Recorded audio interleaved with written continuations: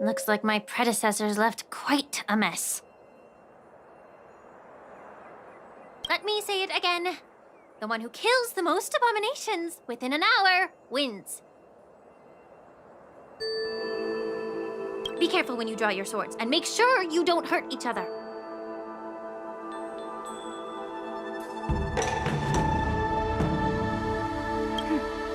Can we start now, Lingsha?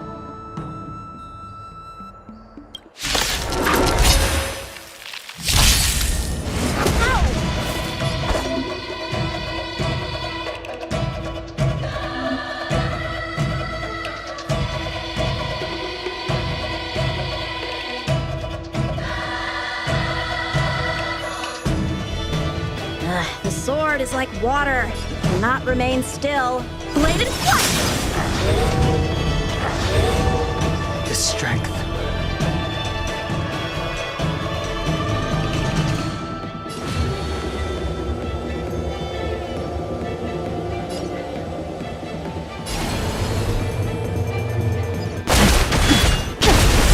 Let's settle this. Stand down.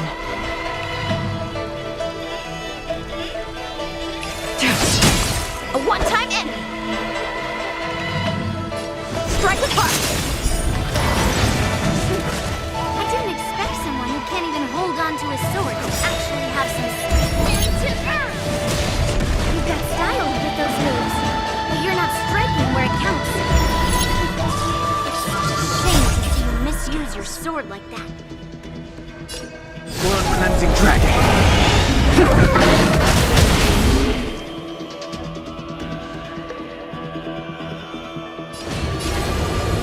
Heaven surge. Rise.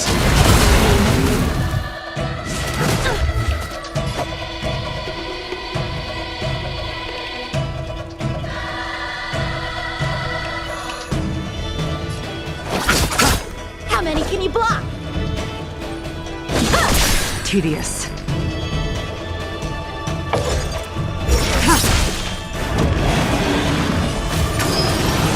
Can't kill me.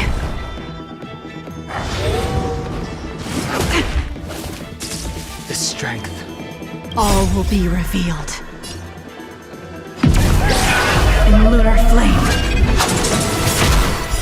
Blade of moonlight.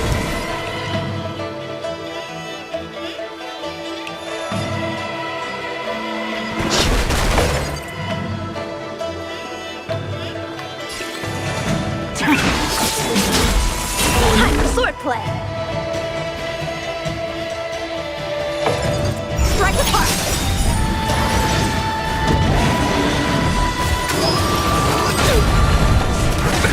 Nothing.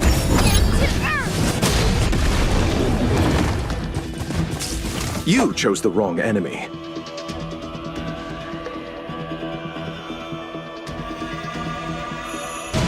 Practice is over!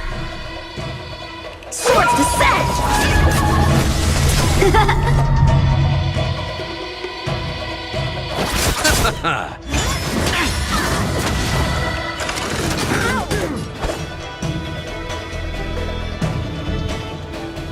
Bladed flash! He sent a storm.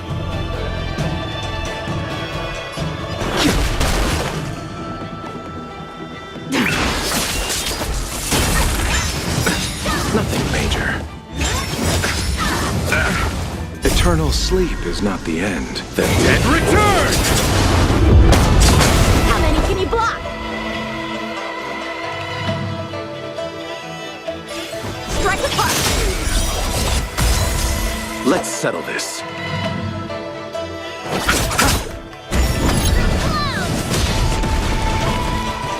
The strength.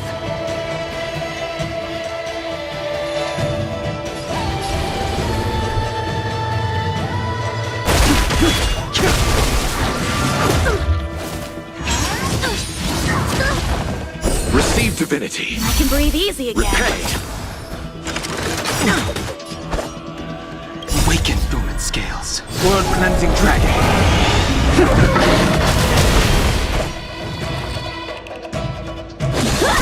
Stand down.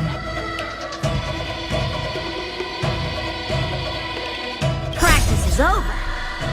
Swords descend!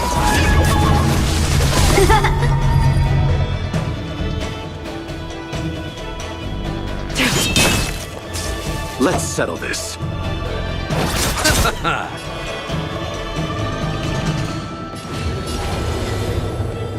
Heaven's surge. Break!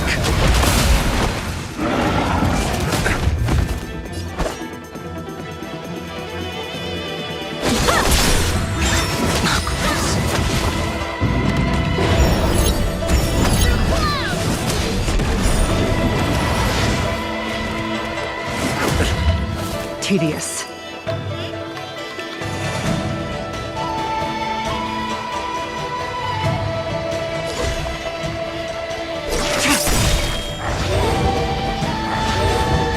All will be revealed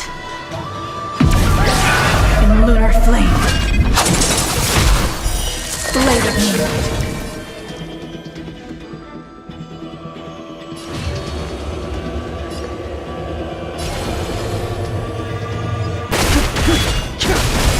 Blade fodder.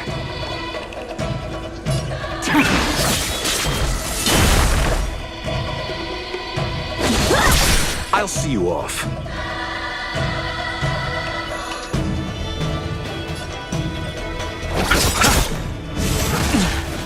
Eternal sleep is not the end. The dead return! A one-time enemy.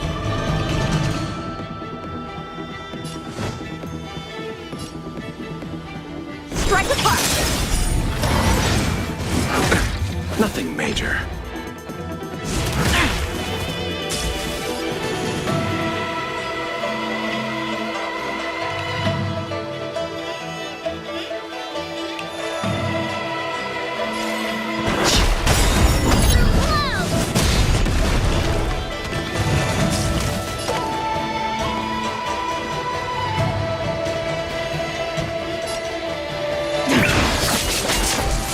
You chose the wrong enemy.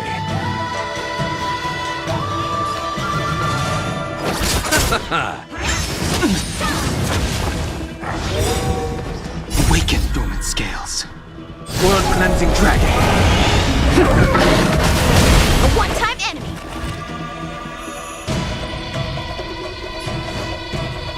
Bladed flight. The strength.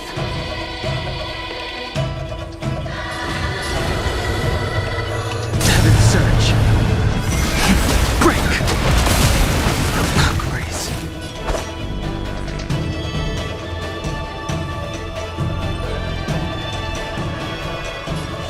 Strike apart. Practice is over. Swords descend!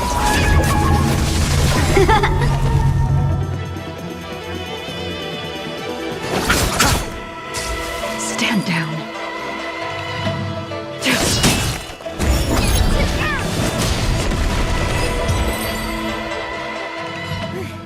See?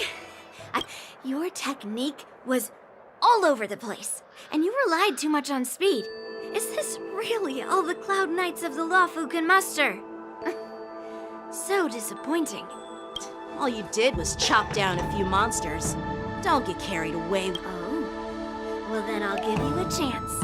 Defeat me or hand over all your swords. If you're trying to pick a fight, just ask, because I'm ready for you.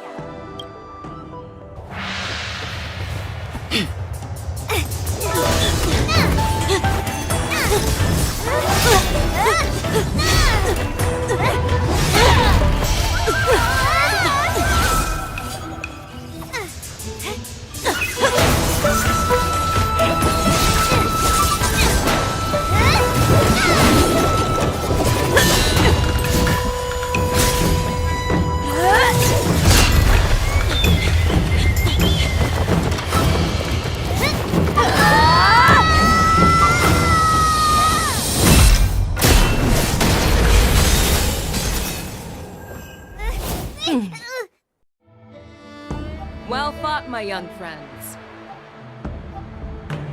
However, both of you have shortcomings. One of you focuses on dodging and weaving, while the other relies on brute strength, trying to take down targets with a single strike. Who are you? Me? I'm just a patient seeking medicine from the Alchemy Commission. A passerby, if you will.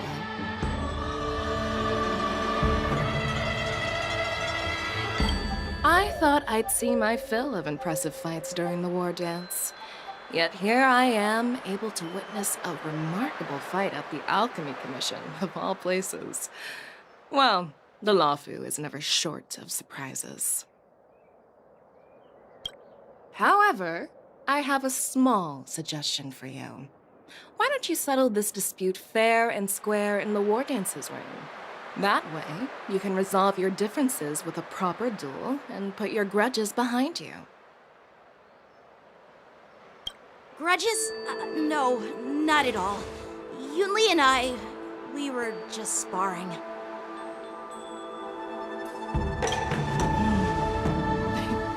Sparring? You summoned your flying swords and she swung her sword with full strength.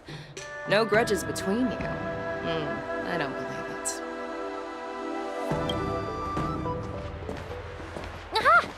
What brings you here, Lady Fei Xiao? Have you finished your health consultation with the Dragon Lady? Fei Xiao? Grandpa always talks about you. The Merlin's Claw of the Xianzhou Yaqing?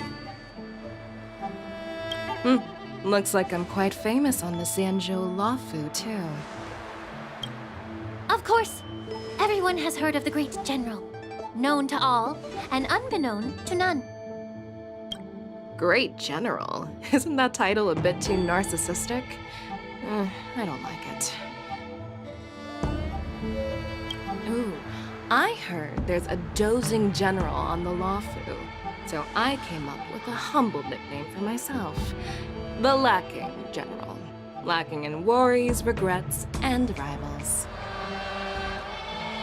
Sounds much better, right?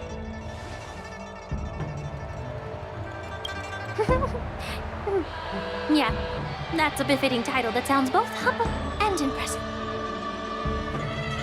Now that the sparring session is over, Yanqing and Yunli, shouldn't you politely thank General Fei Xiao for her guidance and bury the hatchet? Here's your sword. Keep it safe. Or it might get taken away again. By the way, we haven't settled the score yet. I'll defeat you fair and square next time we fight. This is how she apologizes? Now that I finally got my sword back, I should report to the seat of divine foresight. I'll take my leave, General Fei Xiao.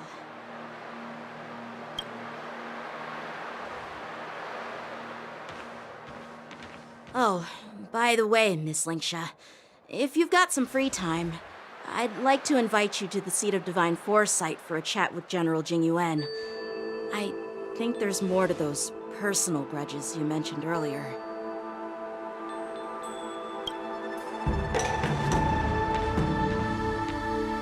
Thanks for stepping in, General Fei Xiao. Otherwise, I'd have had to knock them out with my incense. Not at all. Just doing what you asked. How about we call it even as payment for the healer lady's consultation? Sorry, but even a general needs to pay their bills. We don't do credit here. And let's not forget, you'd have been waiting decades for a chance to see the Dragon Lady if it weren't for me. Well, you can always send the bill to the seat of divine foresight and say it's for mentoring those kids. After all, it was quite the effort splitting them up. I nearly had to get tough. Now, if you'll excuse me, I need to find a spot and get some fresh air.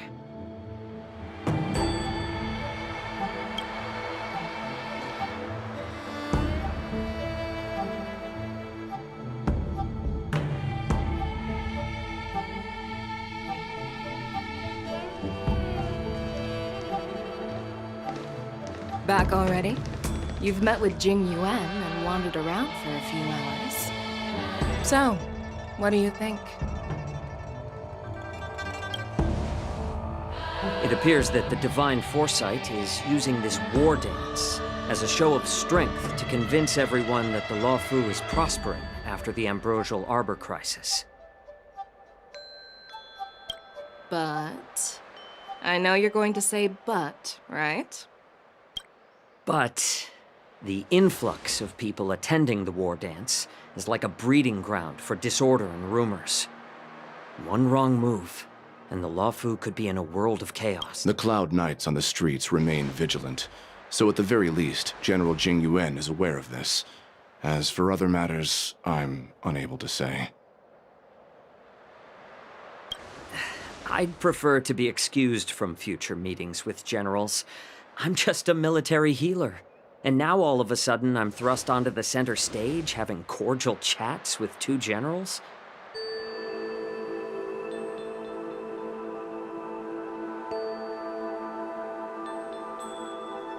My work doesn't lend itself to being in the limelight either. Just stop whining. At least you're in one piece, right? Before getting in touch with General Jing Yuan, I wanted to put aside my assumptions and see his momentum. That includes the overall bearing of the Cloud Knights on the street, what people are saying, and how those close to him behave. The might of an army dwells not within its pawns, but within the force of its collective momentum. Recognizing this fact reveals the true measure of power. Thanks for enlightening me, General.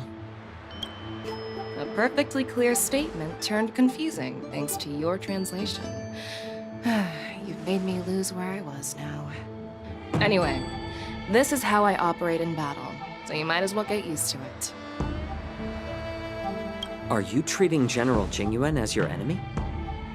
The longest-serving general of the Xianzhou Luofu. Do you think he'd have only a few enemies? By the way, General, you met the healer lady, yes? Could you show me the medicine she prescribed you?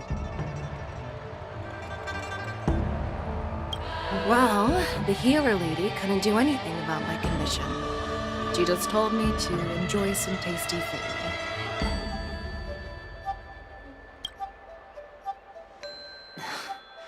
So not even the famed healer lady could help? Don't worry. I'll fulfill my promise and find a way to cure you. Actually, I've found some leads. Well, life and death, Jiao Chou. It's all predetermined. Upon starting my military career, I made a pledge that the rest of my life would be dedicated to being the Xianzhou spearhead, hunting down the abominations of abundance till the end of my days. As long as I can fulfill that deep-seated desire, I don't care how long I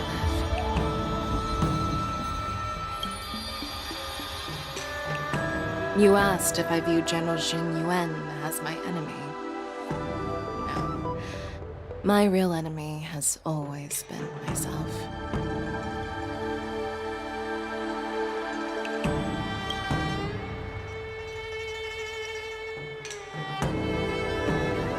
Enjoy some tasty food. So, what's for dinner tonight? Jeez. You really know how to read the room, don't you? You guys figure it out for yourselves. I'm due to catch up with an old war friend I've not seen for quite a long time.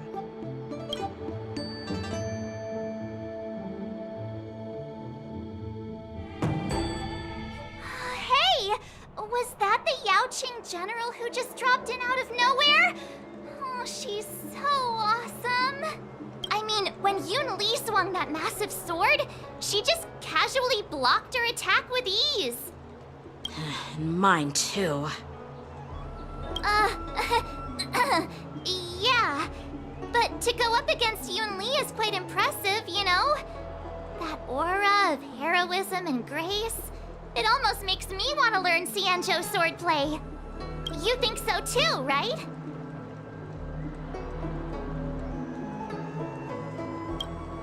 I agree. General Fei Xiao is indeed impressive. I was actually hoping you'd give Yanqing some praise. Thanks for the kind words, Miss March. The war dance is coming up, and I've been chosen to represent the Cloud Knights in the ceremony.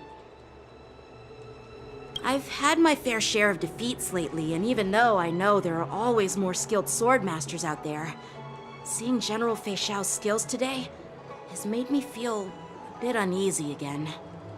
Don't underestimate yourself. After all, generals won't fight in the ring during the war dance. Just remember the state of mind you had when you single-handedly took on me and Blade, putting life and death aside. With that mindset, you can prevail against most challengers. I see. Thanks for the advice, Master Dan Heng. By the way, now that today's events are over, General Jing Yuan wants to invite all of you to the Seat of Divine Foresight. He has something important to discuss. I bet it's about how to deal with the generals from the Yaoqing and the Zhuming. I really don't want to get caught up in grown-up games so soon. I just hope Generals Fei Xiao and Huaiyan can see the truth. We don't need any more chaos on the Luofu before the war dance.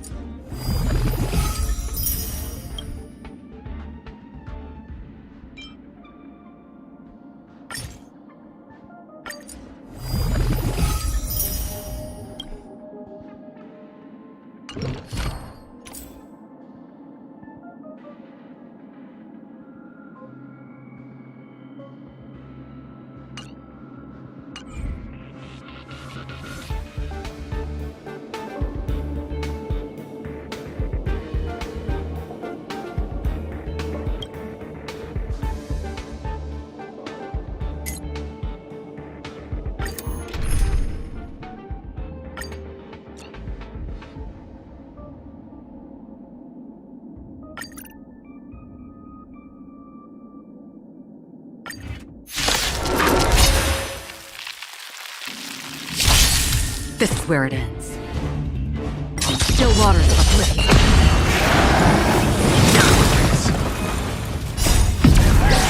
In lunar flame.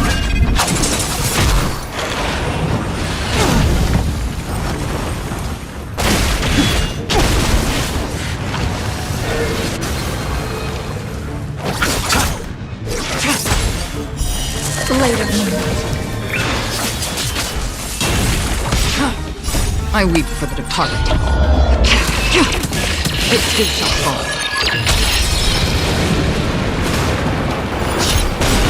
Blood-cleansing dragon. The dead return!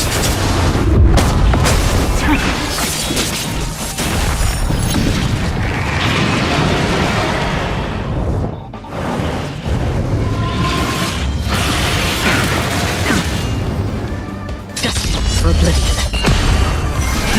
Rise!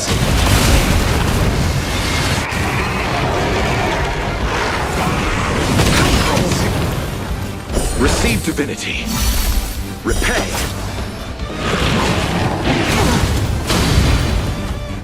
Bloom.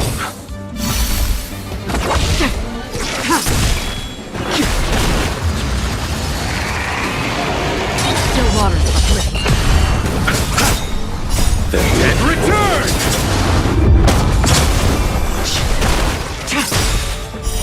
Blade of moonlight. In lunar flame.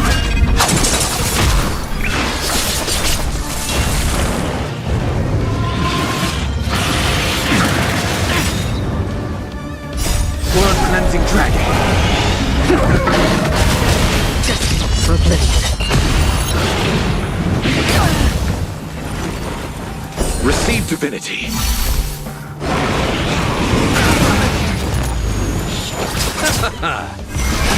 Break.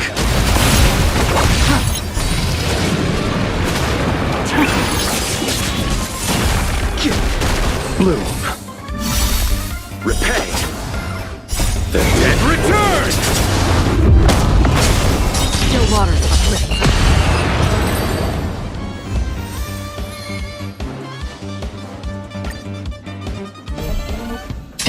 For oblivion.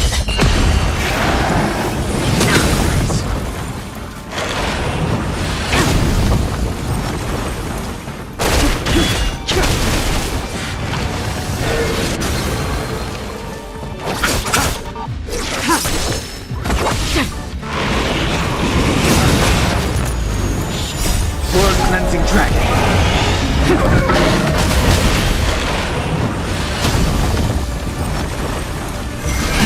Rise!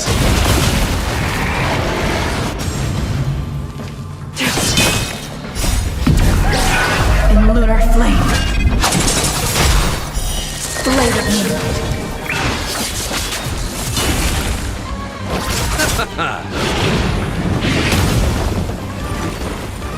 Receive divinity.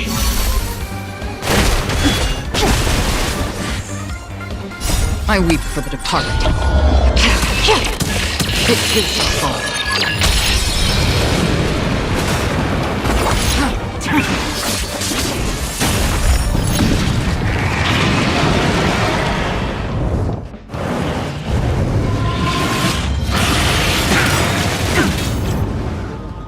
The dead return!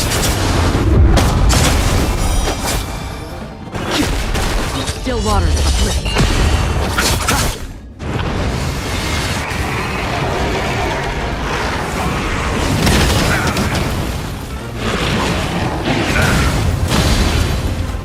Destined for oblivion. World cleansing dragon.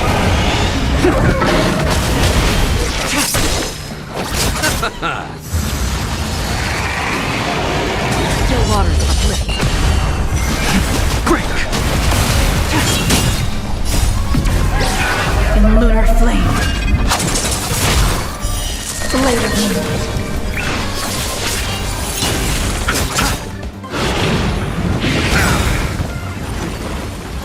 The dead return! Destined for oblivion. I weep for the departed. It too shall fall.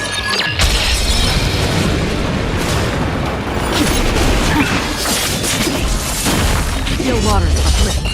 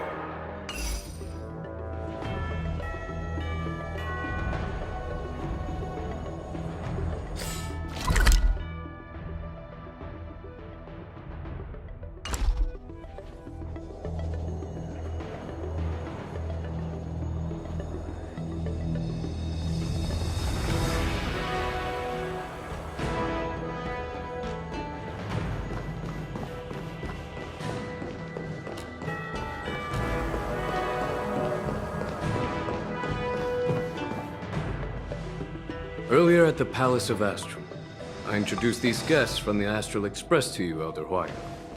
But with all the people around, we only exchanged pleasantries. Now, I'd like to officially introduce them to you.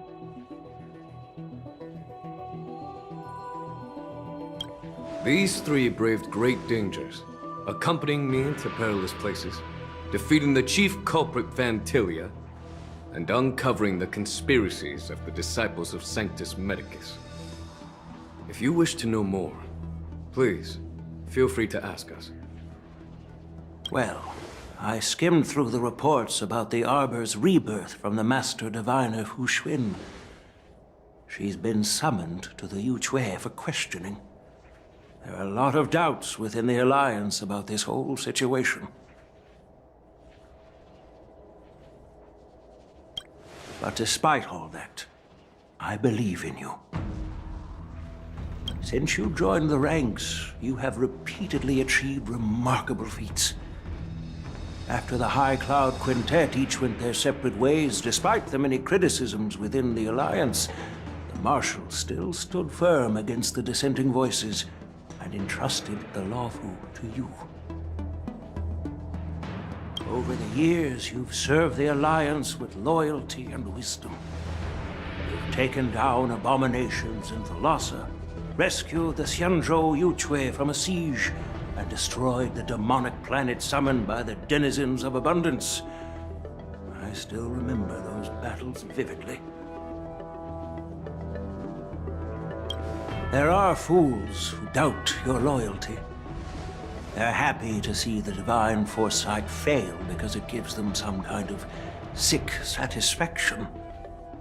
They haven't achieved anything of their own, so they feed off the failures of others.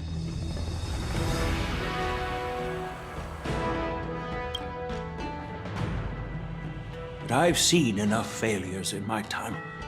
And I want to believe that your loyalty has never wavered.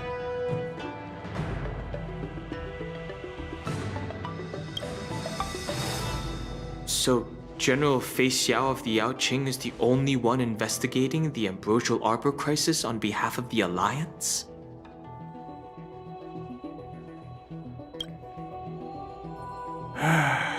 No. I am too. This old man's words always catch me off guard. The Marshal ordered me to come to the Xianzhou Lawfu. But the document only says, attend the war dance and listen to Fei Xiao's questioning. The Marshal is well aware of Jing Yuan's purpose in holding the ceremony and understands the situation he is facing. She mentioned it because she believes both issues are important.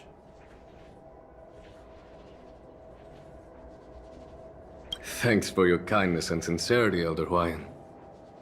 But is it appropriate to tell everyone here about the Marshal's orders? By introducing the Express's witnesses to me alone, aren't you aiming to discern the intentions behind both my actions and Fei Xiao's? And whether there's any discord between us? Well, since I'm being open and honest with you, I encourage you young folk to do the same. As for the Ambrosial Arbor crisis, all I need to do is listen. General Fei Xiao will be the one asking the questions. To be honest, I'm more concerned about the timely start of the war dance. Oh, by the way, I've prepared a gift for the war dance.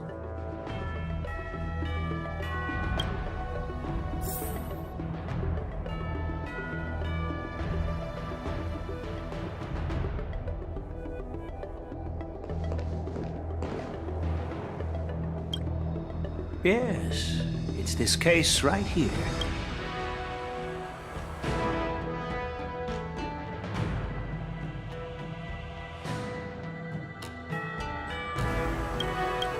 There will be numerous contests and celebrations during the war dance, and the main event will be the Ringmaster's Challenge.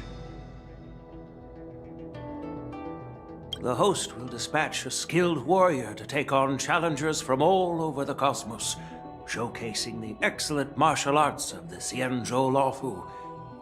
When you mentioned that the Astral Express would be attending the ceremony, I thought the High Elder of the Lawfu would be the ringmaster.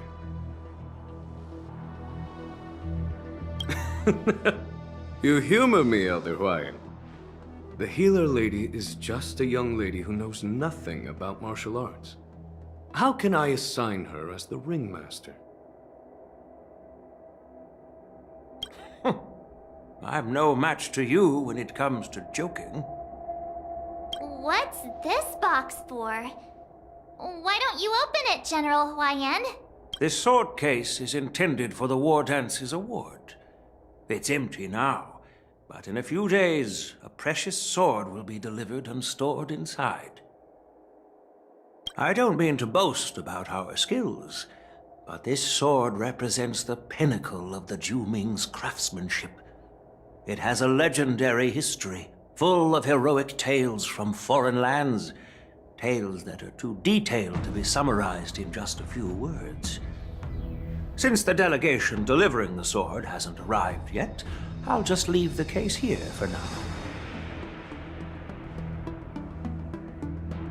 I've been wondering who would be worthy of such a sword. And then it hit me. I can award it to the champion of the Ringmaster's Challenge. The ceremony's champion is sure to be a perfect match for the sword. Moreover, I hear that Yanqing is an excellent swordmaster, and that he will be representing the Lawfu as the ringmaster, so it seems like a perfect gift for him.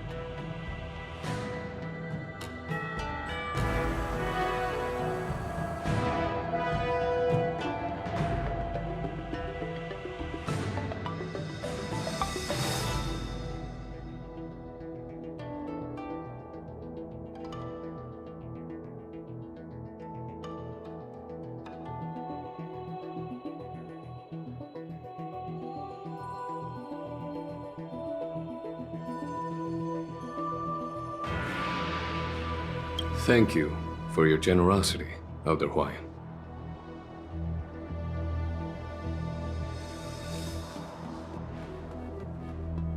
If you want to give me a sword, just say the word, Grandpa. No need to beat around the bush. You've got confidence, my girl, but I don't think you can best Yanqing. I know you're all about swords, Miss Yunli. It's just a shame that it's the sword that ultimately chooses its rightful master. Yeah, and even if someone gets their hands on such a precious sword, it'll probably end up in someone else's.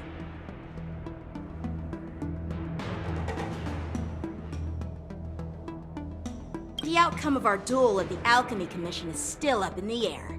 Since you're interested, why don't you represent the Xianzhou Zhu-Ming and challenge me in the ring? That's exactly what I had in mind. Nobody knows who's gonna come out on top. It could be me, could be someone else. It'll probably be me. But whatever happens, it won't be him. Not to be rude or anything, we've been watching their drama. I'm dying to find out who beats who. Quiet down. We have other guests here. I've prepared this sword to add some excitement to the ceremony, not to have you two squabble. It's not a good look for the Alliance. While you both seem confident that you'll win, you need to remember there can only be one winner and one loser in the ring, which could lead to hard feelings. Actually, I have an idea. We don't know who the winner will be, and it might not be either of you. But if you're eyeing that prize, you'll need to work together. I want you to take on an apprentice who will take part in the war dance and win at least one match. How does that make sense? In my humble opinion, while a Cloud Knight is commendable by securing victories, it's even more so to pass on your skills and spread the way of swordplay. I'd be greatly pleased if this apprentice could represent the Express in the war dance by displaying their Cloud Knight flair and prowess. Well, Elder Huayan's idea is quite interesting. Imparting swordplay skills requires teamwork, and both the winner and the loser will learn a valuable lesson regardless of the outcome. The question is, whom should the two of them take as an apprentice?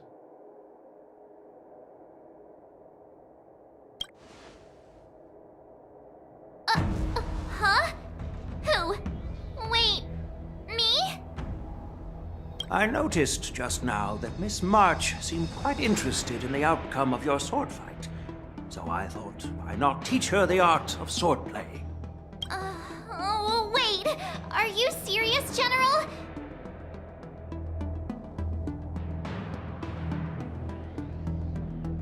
Why am I being dragged into this all of a sudden? I've never practiced swordplay before. I'm a total newbie. You really think I can learn it? Well, you'll probably realize I have no hope and give up on me. And that'd be so embarrassing.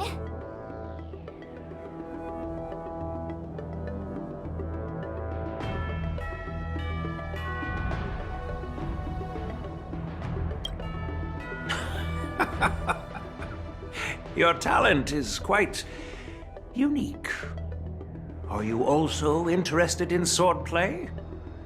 But you know, based on my years of judging people, you don't really need to dive into swordplay to boost your skills.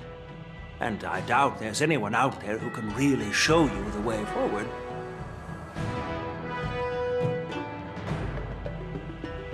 As for Miss March, she's like a piece of jade in the rough, just waiting to be shaped. I appreciate your kind words, General Huayan. But won't teaching me swordplay be a waste of Yanqing and Yunli's time? They should be preparing for the ceremony. Plus, I heard that each swordmaster has their own special moves. What if they let something slip while teaching me? If everyone knows each other's tactics, won't that make it hard to catch people off guard during the war dance? That's considerate of you, March 7th. But don't worry. It'll take you at least a decade of hard training before you can even start learning special moves. No need to freak out. A few Juming swordplay tricks will mean you'll be more than equipped. Really? Looks like March's curiosity has been piqued. The whole point is to know each other's moves. Defeating your opponent in just one move? How boring would that be? Plus, what really decides a swordsman's fate isn't some special move. It's the solid fundamentals. So Miss Yunli has already agreed. What do you say, Yanqing? General, I haven't graduated yet. How can I be qualified to teach swordplay to others? So you're admitting your defeat, huh? If you're not even confident to teach, why don't you let me be the ringmaster instead? Yanqing, teaching an apprentice is also a way of honing your own skills and gaining insights. You've been an apprentice for years. It's about time you looked at swordplay from another perspective. I see, General. Then count me in. Now that Yanqing has agreed too, it all comes down to Miss March giving... It's up to you to make the final decision, March. At least that way, I won't have to worry about you accidentally shooting me in the butt all the time. Hey, I've never missed my target. target. Then I'm on board. Thank you for your kindness, General Huayan. Great! Starting tomorrow, Yenqing and Yun Li will teach you the basics of the Cloud Knight's swordplay. Yun Li and I will head out and purchase some sword practice equipment for Miss March. Think of it as a little initiation gift. You're too kind. Wait, you're giving me a gift? Shouldn't it be the other way around?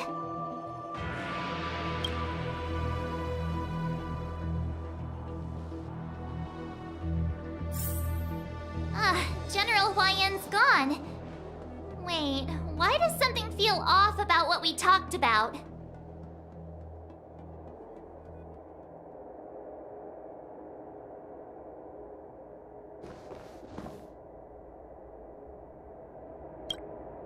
I think we strayed off topic. How did things even get to this point? Yeah, I brought you here because the General said he had some important matters to discuss. But how in the world did Yun Li and I suddenly become Miss March's swordplay mentors? Because General Huayan wants us to stick around on the Luofu for some time. But from his point of view, we're no different from all the other tourists who may leave at any time.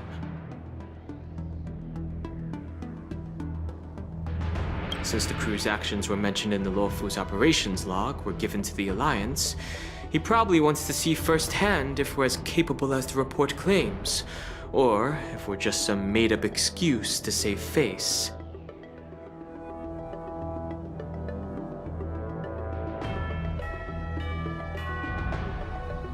And he wants to see it for himself during the war dance, which is why he even dragged Yun Li into this.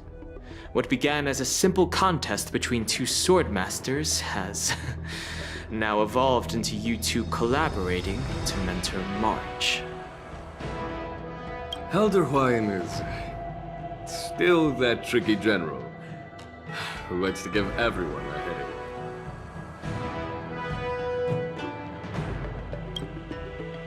My apologies. Truth be told, I invited all of you to the ceremony because I wished for you to act as my witnesses. Now, I apologize for not disclosing this information earlier. In the coming weeks, I'll also invite all of you to a meeting with General Fei Xiao, where you may need to answer her questions and clear up any doubts she might have. So please, be prepared for the meeting. Don't worry, General.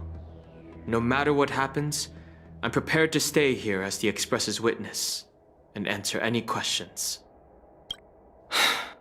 Thank you, everyone. General, I know there isn't much I can do to share your burden, but... As the Luofu Ringmaster, I won't let anyone defeat me in the war dance. I know.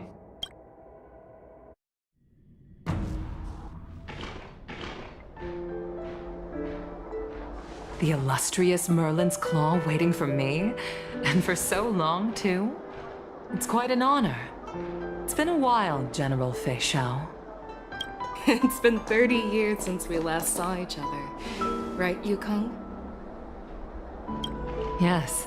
Back then, you were the vanguard of the Yao Qing's Verdant Knights, and I was a pilot of the Luofu's Rainbow Orbit Fleet. Who would have thought that upon meeting again, you'd be a general, and I'd have given up flying? Really does feel like a lifetime ago.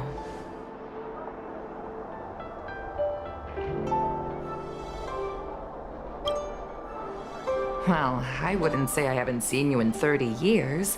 After all, your great victories are announced through the Yellow Bell resonance system every day. So I'm well aware of your great feats. How's your health holding up? Still stable, I suppose. Do you still remember the medic who saved me in battle? That healer with the odd name and peculiar temperament. What was his name again? Was it Pichu?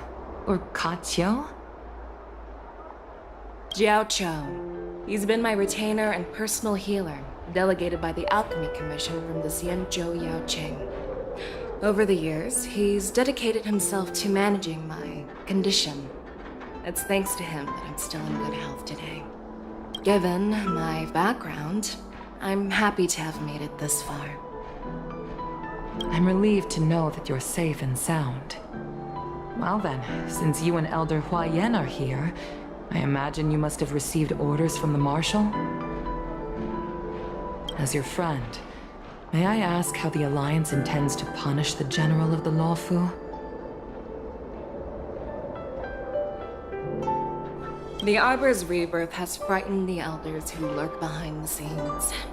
They fear the resurgence of abominations, much like what happened 30 years ago.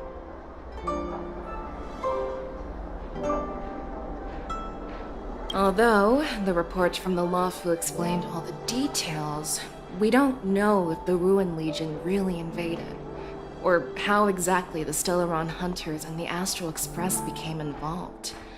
This puzzle has many missing pieces. As you know, the fugitive Jing Liu, who mysteriously disappeared many years ago, has resurfaced. This time, she has brought along an outworlder in a coffin, claiming to offer the Marshal a method to fight against the Eons. The Luofu Preceptor has also leveled accusations against Jing Yuan for neglecting the Alliance's principles. She asserts that Jing Yuan enabled the exiled Imbibitor Lunae to re-enter the Luofu, thereby unlocking the lunarescent depths within Scale Gorge Waterscape, which in turn disrupted the Vidyadhara's dutiful watch over the Ambrosial Arbor. It is for these reasons that I have come here to the Luofu today. Well, duty calls. Perhaps I shouldn't have mentioned all of this to an uninvolved person, but since we once fought together, I didn't want to keep you in the dark. Perhaps pretending you didn't hear any of this would be for the best. I understand. I'm sorry. I was out of line. I know I shouldn't be defending General Jing Yuan right now, but... well, you know how I am. The Luofu has enjoyed centuries of stability since the end of the sedition of Imbibitor Lunae, much of which can be attributed to General Jing Yuan's masterful strategizing. Unfortunately, for long-life species, enduring through the ages always culminates in a failure that undoes all previous achievements, a moment that our adversaries relish. That's true. And that's why I'm also here for another purpose. To visit Hule. Hule? You mean that Hule? The Borisin warhead? The same Hule who has been imprisoned in the shackling prison for over 7 centuries? The nemesis of the Foxians who will never be forgiven and shall be imprisoned until the end of the cosmos. I can't quite remember the exact wording, but yes, the very same Hule. Usually, only emissaries from the Xianzhou Yaoqing Skyfaring Commission visit him once every century. Why do you have to visit him now, of all times? The Foxians and the Alliance made a pact to combat the abominations, aiming to achieve justice and free their kin. That werewolf monster is to be forever imprisoned in the dark recesses of the shackling prison, facing unending retribution. Given the situation on the Luofu, those on the Yaoqing are concerned about Hule's imprisonment. I'm afraid that the routine visit every century is no longer sufficient to ease their concerns. That's why I was sent here, to reassure them. It's all bad news. Well, not everything. There might be a silver lining. Oh, by the way, I found some clues about the thing you asked for. Tell me more. The Verdant Knights followed the route you mentioned and discovered the wreckage of the Whistling Flame ship. Unfortunately, there were no survivors and no cargo.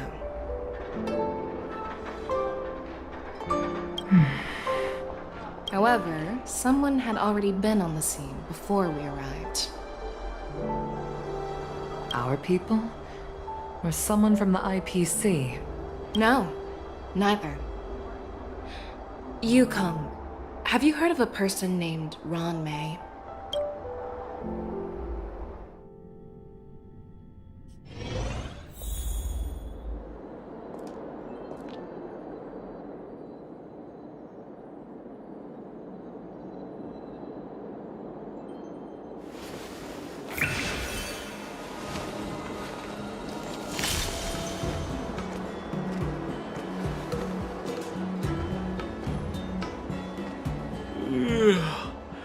I'm still feeling sleepy. Did I oversleep? Where did March and Donham go?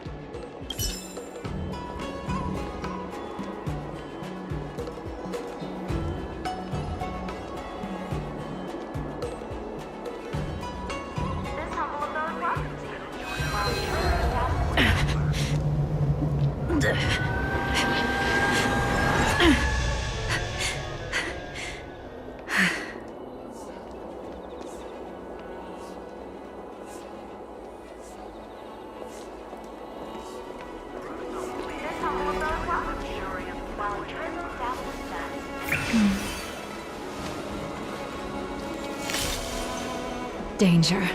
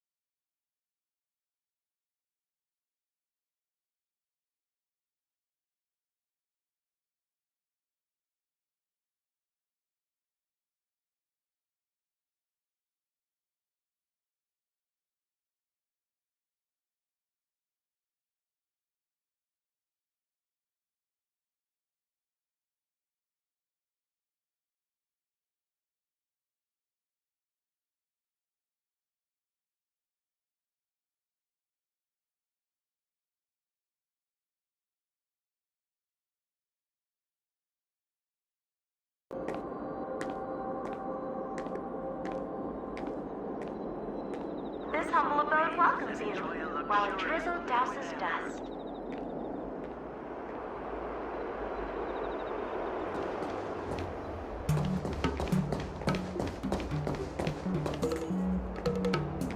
There you are.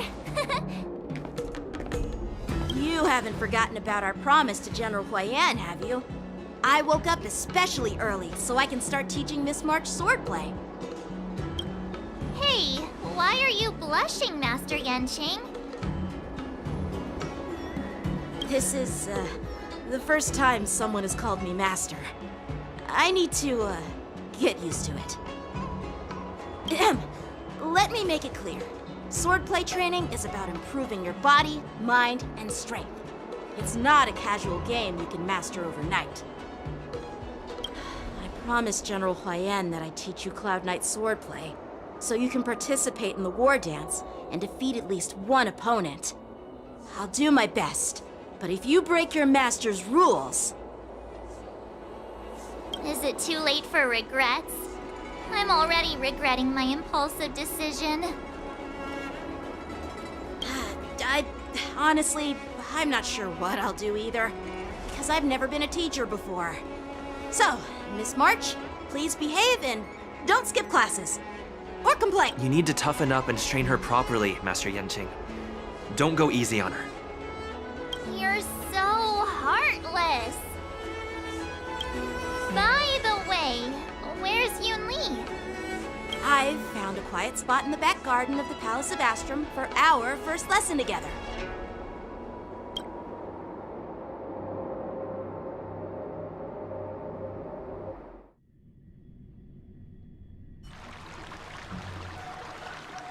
Seriously? It's the first day and you two are already late? Why is everyone on the Luofu so laid back? So disappointing. Master Yunli, you're already here. Sorry for keeping you waiting. Oh, wait. Were you trying to teach her in secret? That's sneaky. I'm just showing you what Luofu etiquette is all about. She might be my apprentice, but it's customary for the master to personally escort their apprentice to the place of learning. As the host, I'll be teaching Miss March the essence of Luofu swordplay, after which she'll emerge victorious in the war dance ring. You won't be complaining about Luofu swordplay then. Stand aside, rookie. Let me show you how we Zhu-Ming sword masters treat their apprentices. Quickly, over here, Miss March. This is a reverse mentorship gift from me to... What's this? Xianzhou clothing? It's so beautiful! Sword practice requires precise movements. This outfit is tailored to fit perfectly and allows for smooth movements. I even added some small accessories. I put a lot of thought into it.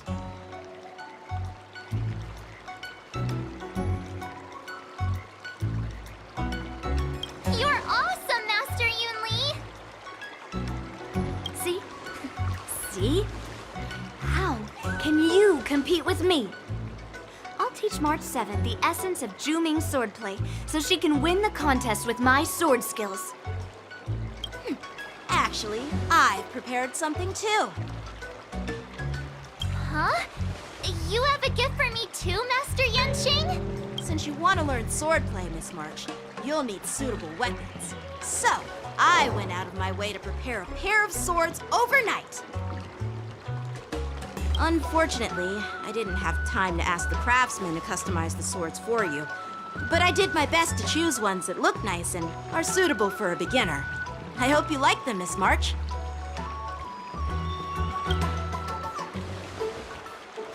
Thank you, Master Yanqing! Bet you didn't see that one coming, did you, Yunli? The real competition is just getting started. I'm so lucky to have two great masters. But why does it feel like things are getting a bit weird?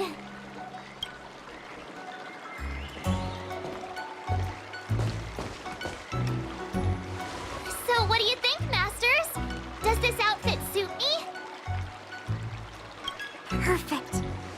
chose it carefully. It's perfect for beautiful young swordswomen like you and me. Ahem. All right, let's get started with the training. The person next to me is a Cloud Knight instructor I've brought in. For your first lesson, try exchanging a couple of moves with him. Wait. We're having actual combat training for the first lesson? Isn't that a bit too intense? Well, I heard you have some experience with archery and martial arts. The first thing we're going to do is see just how strong your fundamentals are. Come on, step forward and strike with the sword in the most natural way you can think of. It's important for us to grasp your natural movements so we can decide where to start and what you need to learn. If you're ready, let's begin. Okay.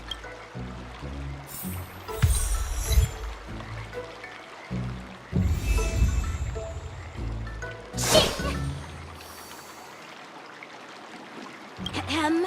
All right.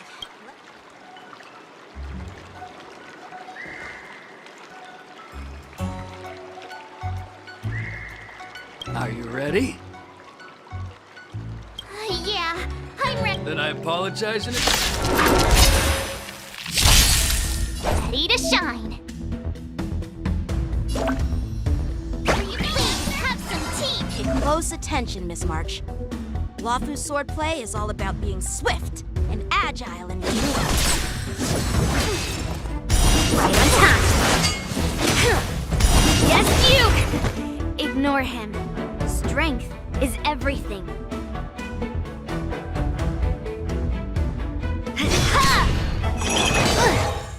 Right on time. Like this? Well done!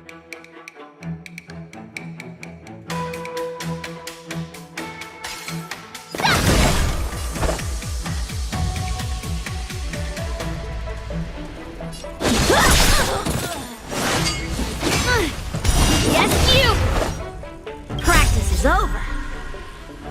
Swords descend!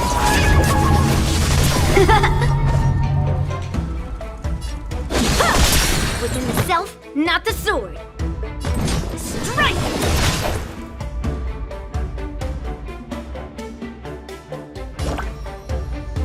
Nice job!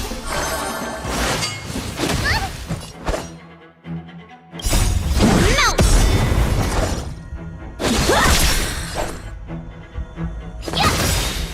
Bring mountains! I'm starting to get the hang of it. Swordplay.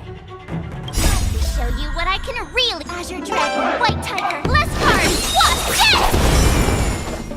What are you mumbling about? Isn't this sword technique? Shouldn't I be saying something cool? True hard and focused mind. Here I come.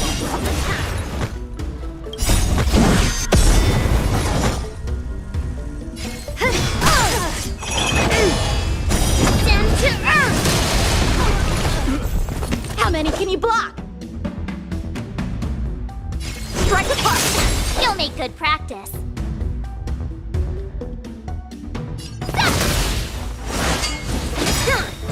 Yes, you! I get it! Alright, check out this move! What are you made of? Melt! Ha! See through clouds!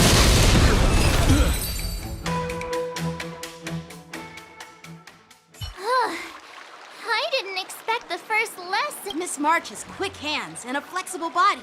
She's a perfect fit for practicing Luofu swordplay. However, she lacks strength, and her strikes were a bit unfocused. But don't worry, it's totally normal for beginners. Once she starts practicing Juming swordplay, she'll make heaps of progress. Given the situation, I believe Miss March should start by working on her strength. Seriously, do you actually know anything about swordplay, or what? I could ask you the same thing. Dual swords require agility. So what's more important than footwork? Instead of focusing on her strengths, we should address her weaknesses. The drawback of wielding two swords is not generating enough force. What good is being quick on your feet if you don't have strength? It's not like we're dancing here. Skilled swordmasters know how to play to their strengths and work on their weaknesses. Start with what you're good at, then tackle your weaknesses. That's the right way to learn. You're quite the theorist, huh? Theorist? You claim to be able to talk to swords. So what does that make you? A lunatic? Hey, it's only my first lesson, and you're already arguing. Come on, calm down, masters. I'll have to improve both my footwork and strength anyway, so it doesn't matter which one comes first. But it does matter. Just listen to me, March 7th. Aww.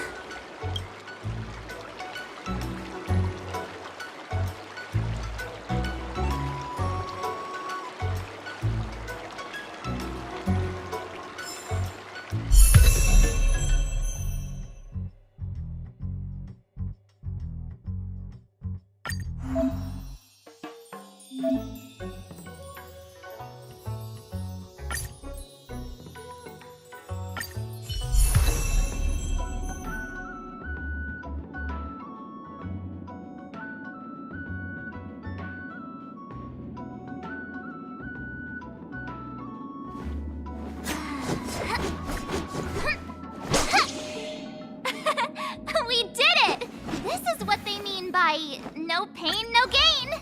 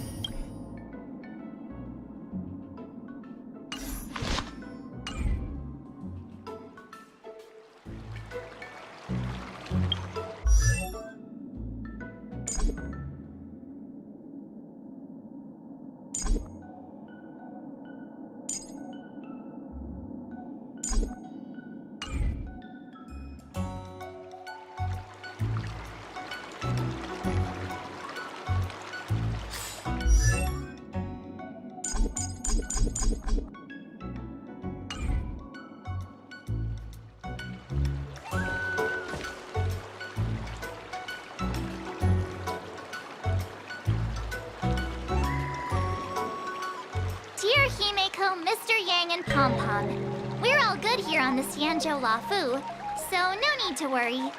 By the way, how's your trip going? As for me, I've somehow become the apprentice to 2 Cloud Knight sword masters, and I've been honing my sword skills with their guidance. One of them is Yanqing, the boy we've all met before. The other is Yun Li, the granddaughter of General Hua Yan from the Xianzhou Juming. Both masters are super strict, giving me a real taste of how hard sword training can be. I tried to drag him into this, but he refused. Then I tried to rope Dan Heng in, but Master Yanqing wouldn't have it. Still, I didn't let the difficulty get to me. In just a few weeks, my sword skills have improved a lot. Both my masters think I have unique talents in swordplay, and are literally fighting each other to teach me their skills. Thanks to their guidance, I've actually made some progress. When I get back to the Express, I'll definitely show off my skills and impress you all. Looking forward to your reply. Yours, March 7th.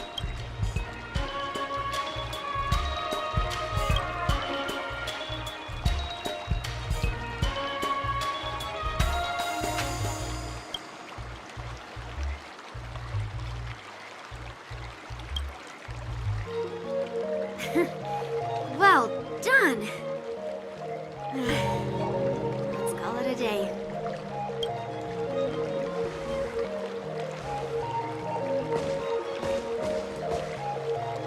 Miss March's sword skills are really coming along. She'll hold her own just fine in the war dance. Perhaps I might have a shot at beating both masters in the ring?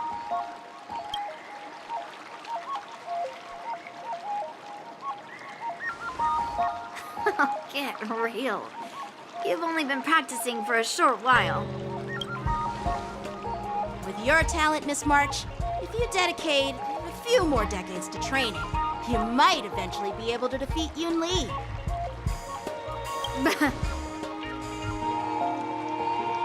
Decades? But I'll be an old lady by then. No, no. Can you believe it? March 7th has actually become a pretty decent swordmaster in such a short time. Now I understand why Grandpa always had a grin on his face while training me. Are you sure he wasn't laughing at you? Oh, shut up! It's all thanks to your amazing guidance, masters. Miss March, you're really getting the hang of wielding dual swords. If you're keen on advancing, trying out different Xianzhou blades can improve your touch. Oh, let me see. Which sword is the most powerful? Single sword? Great sword? Or maybe a flying sword? There's no such thing as the most powerful sword. It's all about the skill of the swordmaster. Yanqing wields several flying swords, while I only wield one. But remember how I kicked his butt at the Alchemy Commission? First, you didn't kick my butt. Second, you'll never kick my butt. Third, how about we settle this right now and see who kicks whose butt? Yeah, I'm up for that. And if I kick your butt, you'll drop out of the war dance. Deal?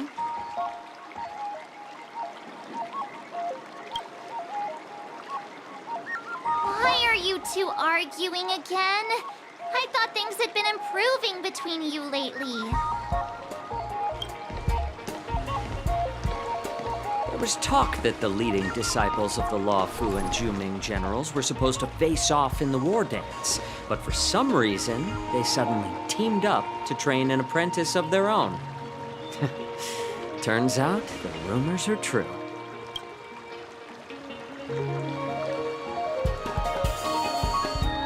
Tomorrow is the big day of the war dance. Shouldn't you two be focusing on honing your skills instead of teaching swordplay here? You're... That's right! You're the pink-haired fox from the Yaoqing. This is Mr. Jiaoqiu, the healer working for the general of the Xianzhou Yaoqing. Ah, got it. So, you're the participant attending the war dance on behalf of the Yaoqing. And you were trying to sneak a peek at our training? Sorry for the misunderstanding. I don't know anything about martial arts. I'm just here on the General's orders to take care of some official business. I didn't mean to interrupt your training. If you know nothing about martial arts, why were you smirking earlier? Well, my curiosity got the better of me, I suppose. When I heard Miss March's pondering about what to learn, I couldn't help but wander over.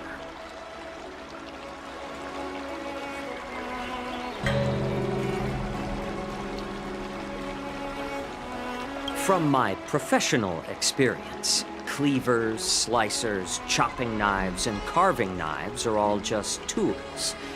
Kind of like frying, sautéing, boiling, and deep frying in cooking. They're just ways for people to show off their skills. How you use them really depends on the ingredients you're working with.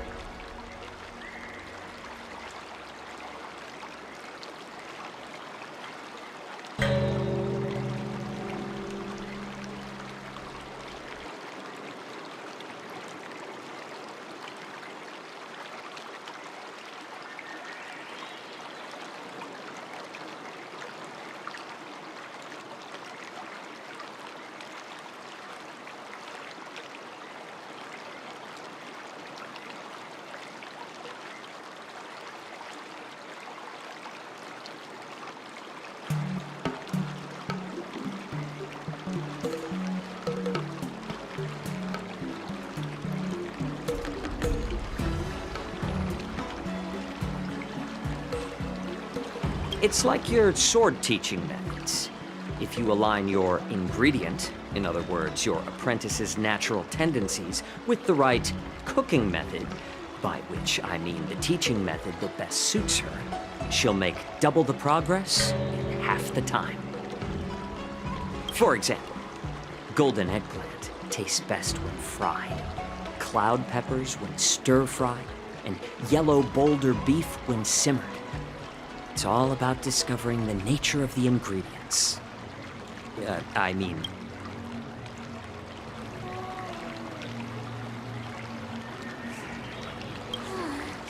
All this talk about food is making me hungry. Are you a healer? Why are you talking about food? Well, it's just a metaphor. The medicinal school I follow on the Xianzhou Yaoqing is called the Ranja School. It specializes in food therapy. So it's only natural that I know a thing or two about cooking. So, you're the general's cook? I'm a healer. But anyway, a cook who isn't interested in health doesn't make for a good advisor. Fine. Call me a cook if you want. Seeing the way you're looking at me, it's obvious you think I'm just some feeble academic who likes to blabber on about martial arts. But, in reality, I know a thing or two about killing. After all, the art of healing inherently encompasses both life and death. Why is this guy suddenly getting all serious with kids? Do you recognize this bottle of medicine in my hand? No. This is called tumble dust, an extract from an exotic flower named Yabra. Ugh, is it poison? Well, it depends on how it's used. With just one drop, it's able to numb a patient's body during surgery, making them painless throughout the entire process. However, increase the dose or the potency, and it'll slow the metabolism, making the blood thin and resulting in the loss of all senses. Even long-life species cannot escape its effects. This thing can save lives or take them. It's more powerful than the swords in your hands. That may be so, but still, I prefer settling things with a sword than, you know. Huh. Looks like I did get you all wrong. You're not a feeble scholar, but a sinister and despicable one. Hey, why the insults all of a sudden? I'm just sharing some medical knowledge here, not persuading you to poison anyone. Seems like you get real excited when talking about poison. I can't tell if that's an honorable thing or sinister. Picture this. 2 individuals. The one standing is full of malice. The other lying down is honorable and righteous. How can, in the throes of combat, where life and death hinge on a singular moment, every idea fades into nothingness? The only thing that matters is staying alive. Surviving the battlefield reshapes all notions of worth, be it integrity or treachery. In my eyes, their significance is negligible. Perhaps you've underestimated Yun Li and me, Mr. Jiao Cho. We may be young, but we've seen our fair share of war.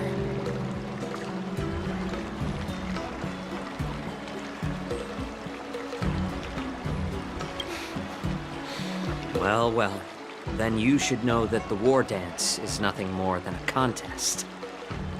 So why are you so focused on it?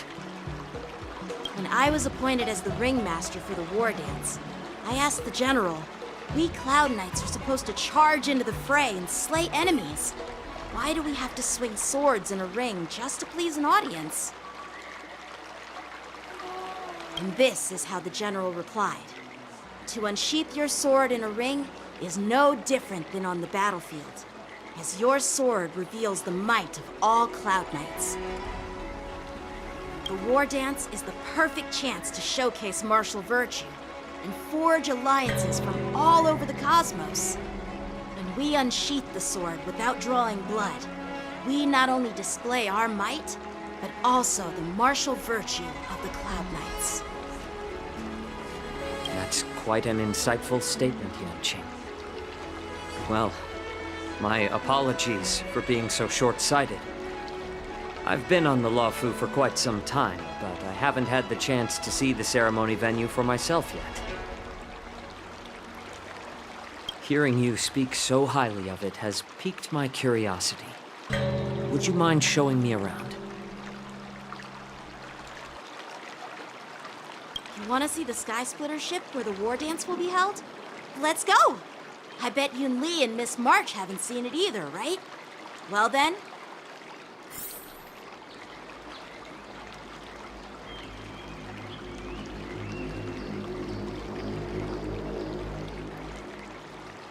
Let's go. I'll give you a tour of the Sky Splitter.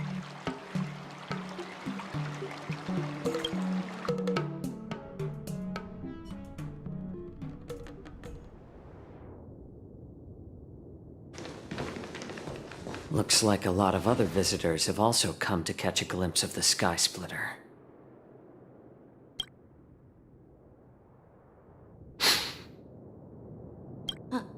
What's up, Mr. Jiao Cho? No, it's nothing.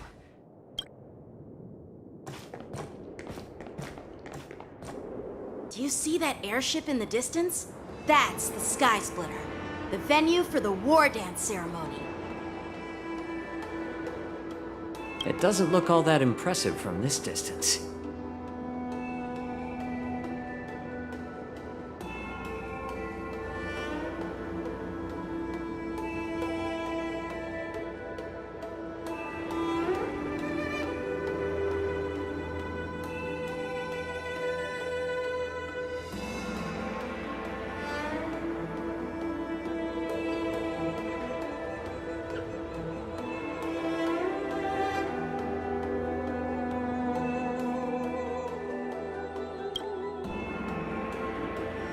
Sky Splitter is actually a decommissioned Lawfu military vessel. People aren't allowed on board until the war dance officially commences. Tomorrow, when the bell rings and the ceremonial cannons roar, I'll be there representing the Cloud Knights of the Xianzhou Lawfu, standing in the ring, ready to take on challengers from all over the cosmos. Since I was a kid, I've been training in swordplay and the art of war under the general. Every day, I'd swing my sword 10,000 times, and then thrust it 10,000 times. Repeating I understand that I'm not like other kids. I never envied the toys and freedom they all had. I never found sword practice boring or hard. Even in the thick of battle, facing down savage abominations, I never felt scared. Each day, I could feel myself getting stronger and stronger, and I racked up countless victories. It's the best feeling in the world. But then, I faced a really tough opponent, and just one slash shattered my confidence into 1,000 pieces. That's when I felt true fear for the first time. Maybe that's what Mr. Zhao Cho meant by life and death hinge on a singular moment. Every idea fades into nothingness. After that, I had to pick up the pieces and try to put myself back together. But no matter how hard I tried, I couldn't seem to find my old happy self again. I often ask myself, why do I wield my sword? If defeat is inevitable, why do I continue to fight? Is it to reclaim the joy of victory? To meet the general's expectations? Or to secure my honor among the Cloud Knights? While the general could teach me the art of swordplay, he couldn't teach me why I should keep on going. He said the reason must come from within myself. I've been struggling to find that reason.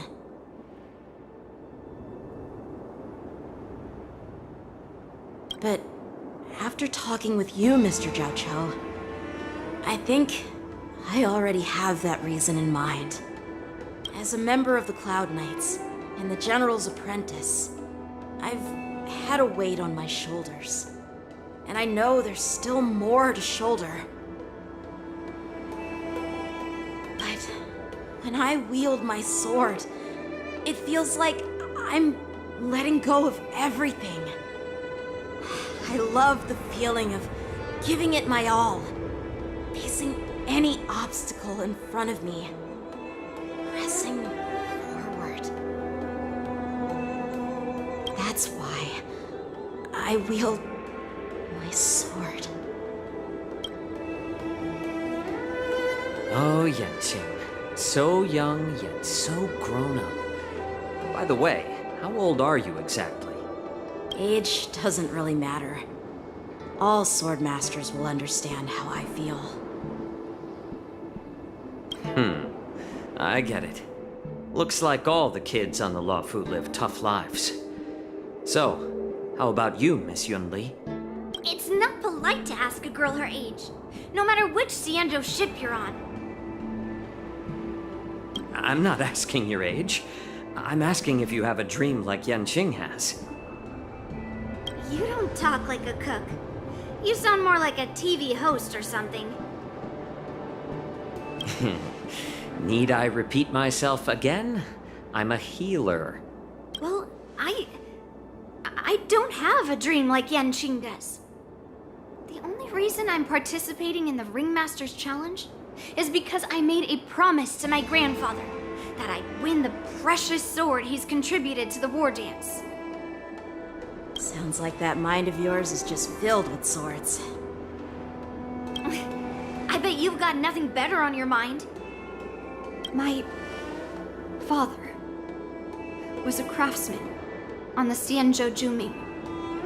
Because of his foolishness, many innocent people fell victim to the cursed swords he forged. Since I was a kid, it's been clear to me that not everyone deserves to have a weapon in their hands. Giving them a sword is no different than being cruel to the innocent. So, whenever I come across someone unworthy of a sword, I can't help but want to take it away from them. Given that Yan Qing is the war dance ringmaster, I'm stepping up to challenge him. To ensure the precious sword doesn't fall into the hands of an unworthy master. Hey, what do you mean by an unworthy master? I see.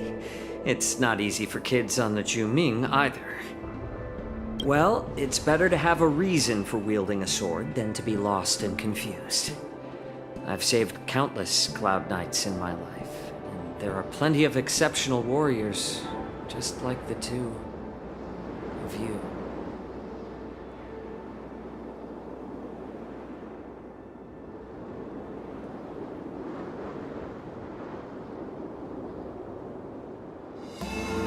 What happened, Mr. Zhao Cho? Oh, nothing. I was just reminded of some old friends and old tales. Judging from my professional perspective as a healer, both of you possess remarkable vitality. Your energies flow like raging fires and mighty gales. The upcoming fight will definitely be impressive.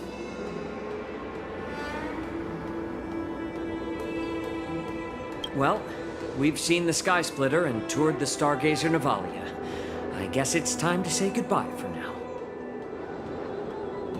What? You're leaving already? But you haven't asked me about my dreams. I've been working hard too, you know. It's getting late, Miss March. Unlike you lot, I'm a grown-up bound by responsibilities and duties. The tasks entrusted to me by the General won't complete themselves. By the way, Yan Qing, is it normal to have so many people wandering around in an automated area like the Stargazer Navalia? Actually, this is a restricted area. But since you're all guests, I made an exception, so you could take a look around. I understand. Well, I'll take my leave. I wish you both the best of luck in the ring tomorrow.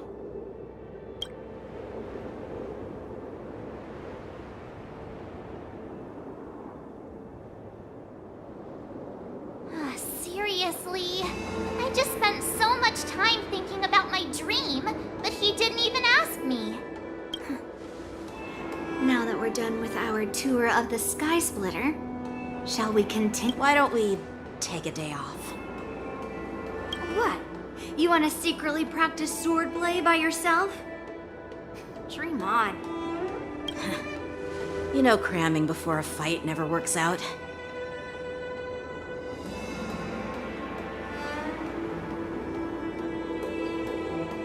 For some reason, seeing the Sky Splitter has boosted my confidence. So, I've decided to conserve my strength for tomorrow. All right. I'll take you out of the Stargazer Navalia.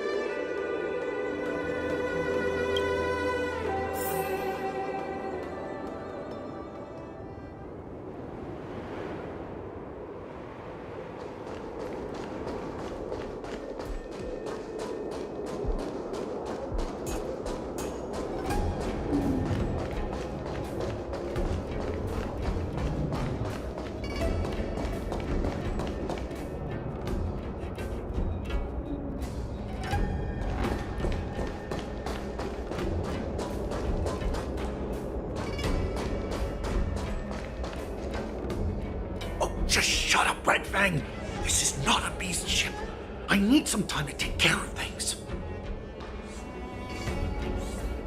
You willingly donned the skin of a lowly beast to join this mission, dedicating yourself to our glorious cause. And now you're telling me you can't handle it? Do you realize how many ships we need? I'm doing my best, all right? It takes time to figure all this out. When the guns go off tomorrow, all eyes will be on it. That'll be our only chance. How's that? Who's there?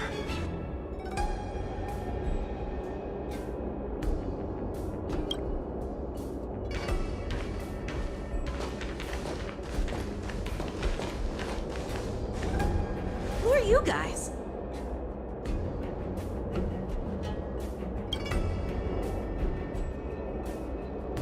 An impromptu inspection. Why are there outsiders loitering in Stargazer Navalia? And a bunch of kids at that.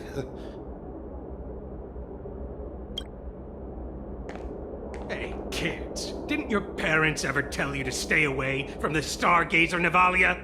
I know it's an automated facility, but it doesn't mean you can just break in and do what you want.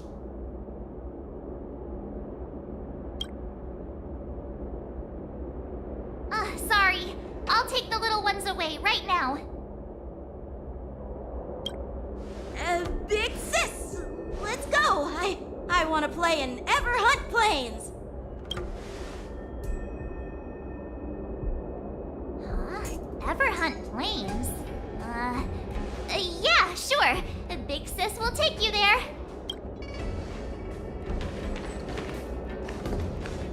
Shwa! You should have let me. Shh, the overhaul is done, and everything looks good. We should leave.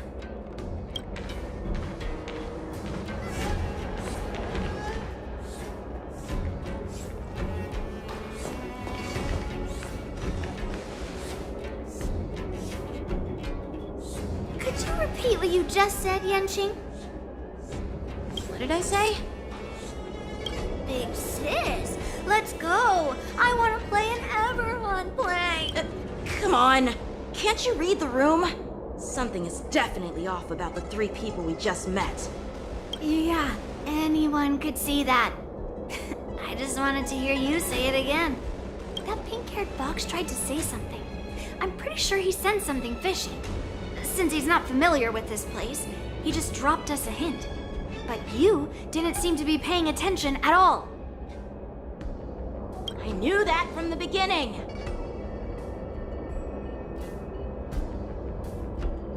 That Cloud Knight didn't recognize Master Yenching at all. That's really weird. What? Is he famous on the Lavu or something? Not even the Cloud Knights on the Juming, who all know my glorious name, might recognize my face.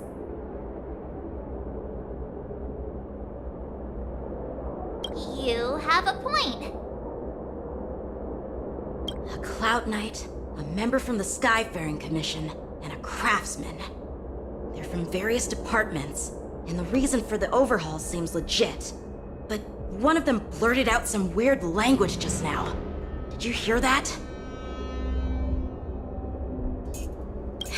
I have a feeling that if we secretly tail them, we'll definitely catch these guys in the act. Follow my lead, and be careful not to blow our cover.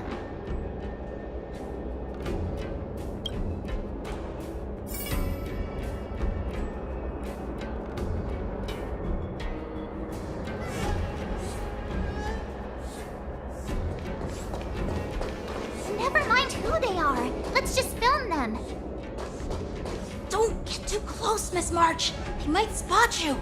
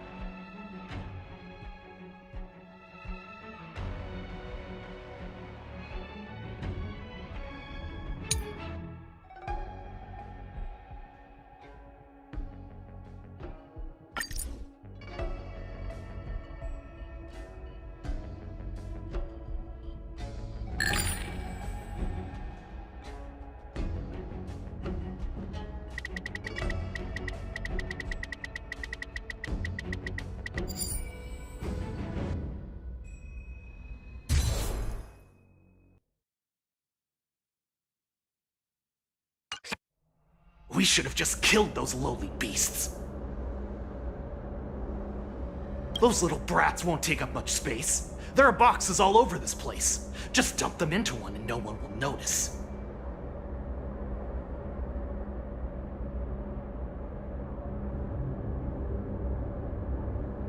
Cut the theatrics, Gulak. Even the slightest slip-up could interfere with Lord Moktok's plans. So where are we heading next? To check the freight skiffs. We've got a lot of preparations to do. Also, don't forget to take those crates with you. Weapons, supplies. We've got to be well prepared. Otherwise, we're screwed. So, are they smugglers? What exactly are they up to? I have no clue, but they seem to be moving those crates. I've got an idea. We can hide inside the crates and follow them.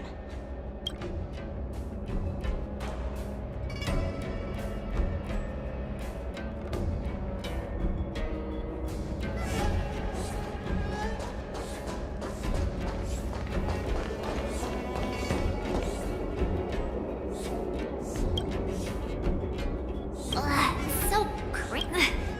Just hang in there.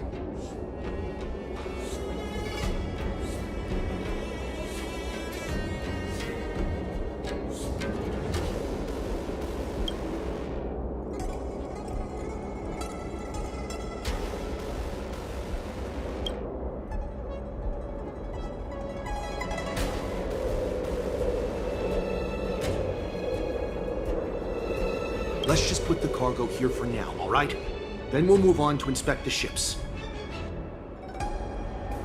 Lord Moktok said that as soon as we're done, we're to board the freight skiff and leave this place. Don't worry, I've changed the shipping schedule.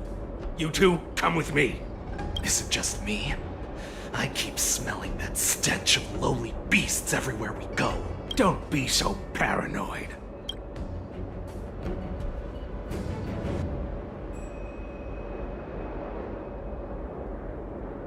Looks like they're planning to escape on the skiffs in Stargazer Navalia.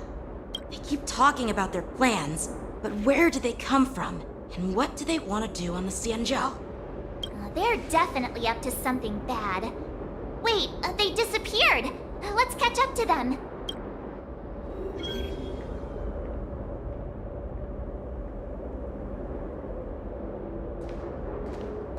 Tread softly.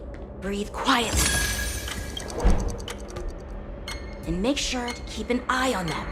Hide out of sight as soon as there's any sign of activity.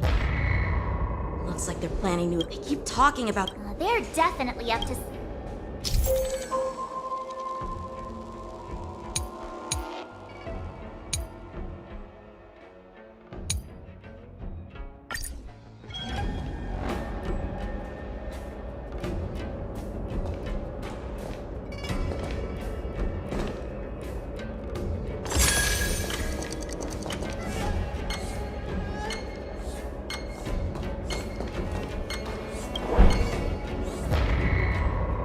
like they're planning to... They keep talking about their... They're definitely up to something bad. Wait, they disappeared! Let's catch up to them.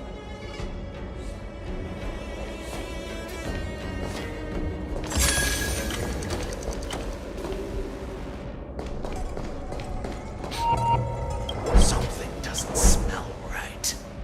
There's a weird scent. Who's there? Show yourself!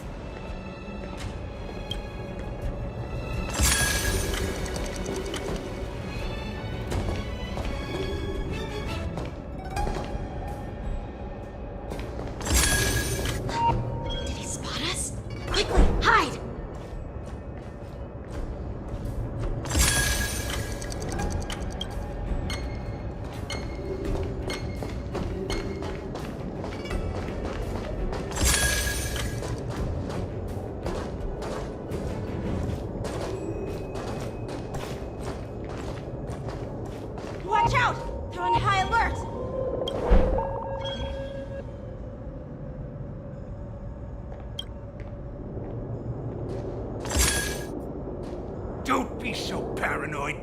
We're running out of time! Get over here! Shuhard, I'm coming!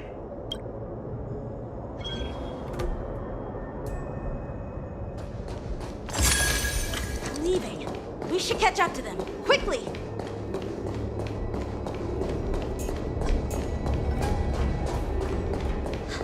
Did he spot us? Quickly, hide!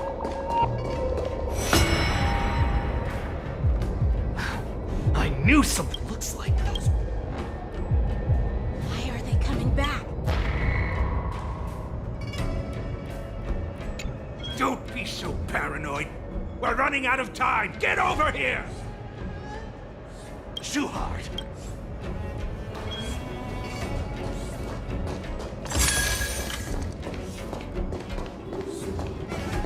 Watch out! They're on high alert!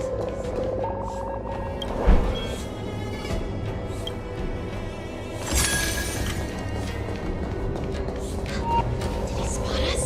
Quickly, hide! I knew something was off. Looks like those. Why are they coming back?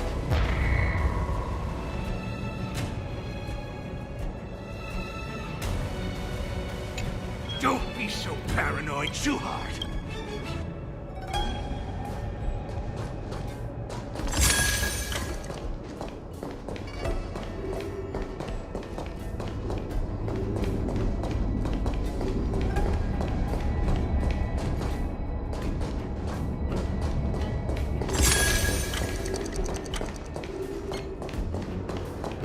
Don't get too close, Miss March! They might spot you! What are they up to? They're all wearing official uniforms, but I'm pretty sure they're not members of the Skyfaring Commission, the Artisanship Commission, or the Cloud Knights. This is way too suspicious. Never mind who they are. Let's just film them. That way, if they do anything bad, we'll have solid evidence against them.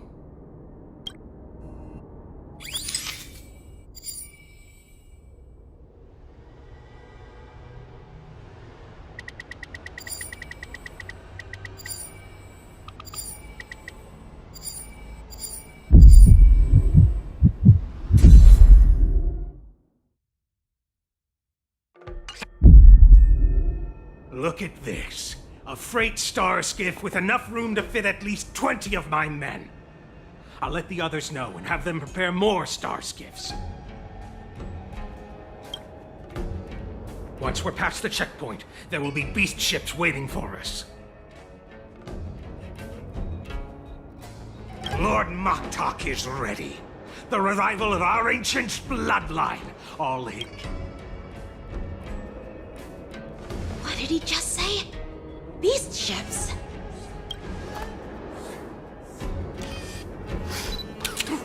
Who's there?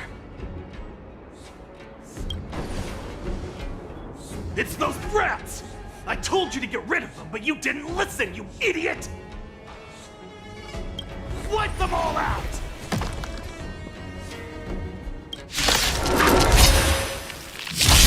Morrison? Adusa! Die, you lonely beast! Savor it for me. Bloom. Well-timed. The fight is set. Failed to stand you. I underestimated you. The dead return!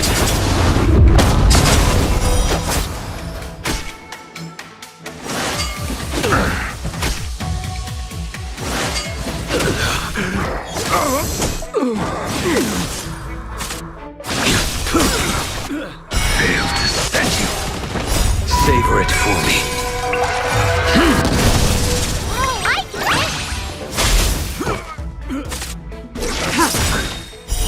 Blade of moonlight. In lunar flame.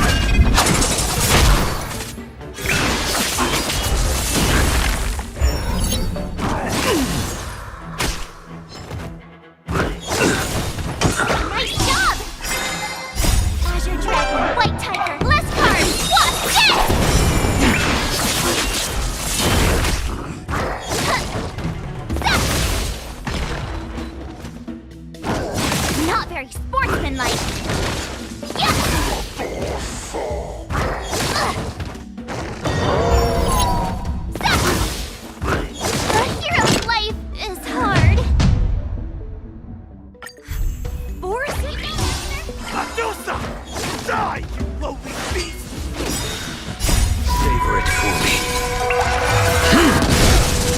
Receive divinity.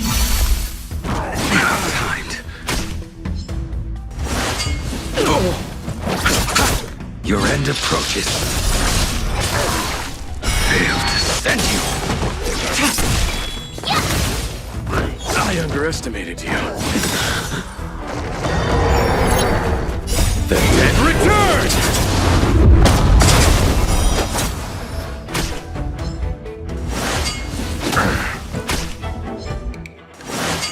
Well timed.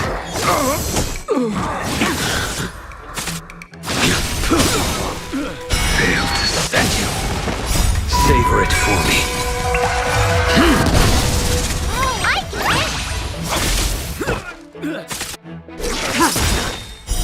Blade of moonlight. In lunar flame.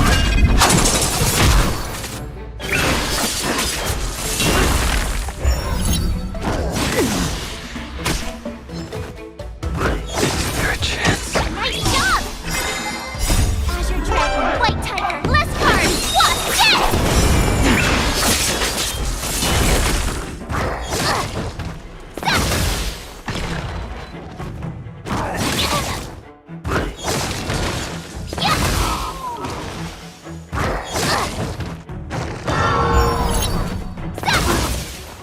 A hero's life is hard.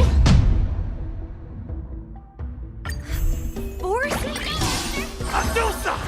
Die, you lowly beast! That paradise may be unreachable for me. Savor it for me.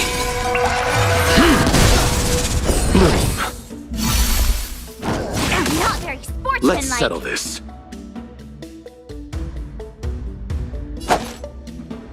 Receive divinity. Save it for your own Repay. A blade knows no mercy. The fight is set. Failed to send you. unworthy.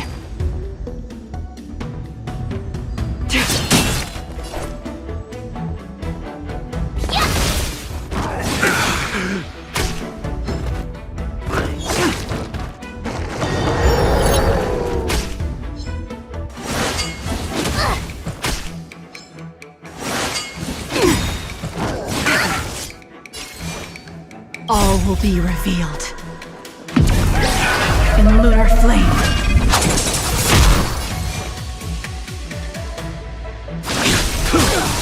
Let's settle this.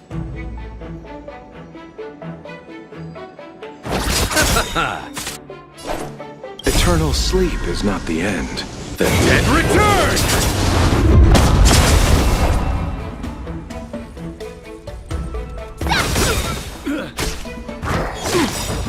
Time to show you what I can really do. Azure Dragon, White Tiger, less cards, what's this? Unworthy.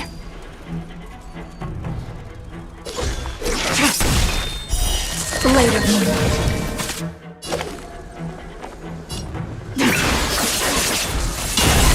I underestimated you. Sportsmanlike.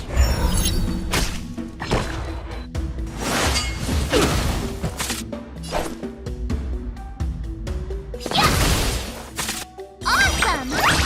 I could take 10 of you.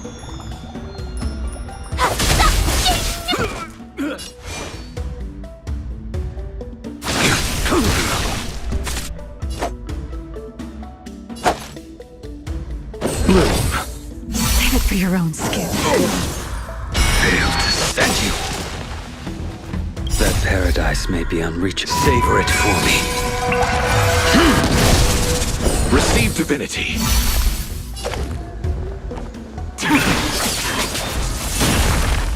Ready to shine.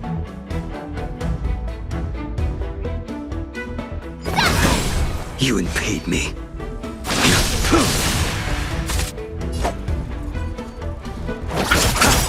I could take 10 of you. Eternal sleep is not the dead return!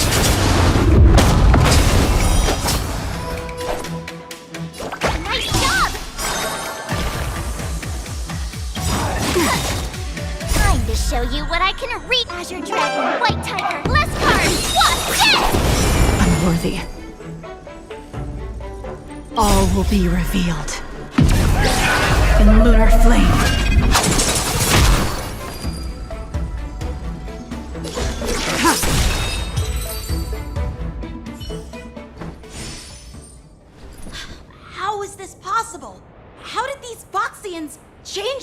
appearances like that? They're not Foxians at all. They revealed their true form. They're Borisin, just like the bandits I defeated on the IPC ship. Wait, that means... Well, how did the Borisin manage to infiltrate the Xianzhou?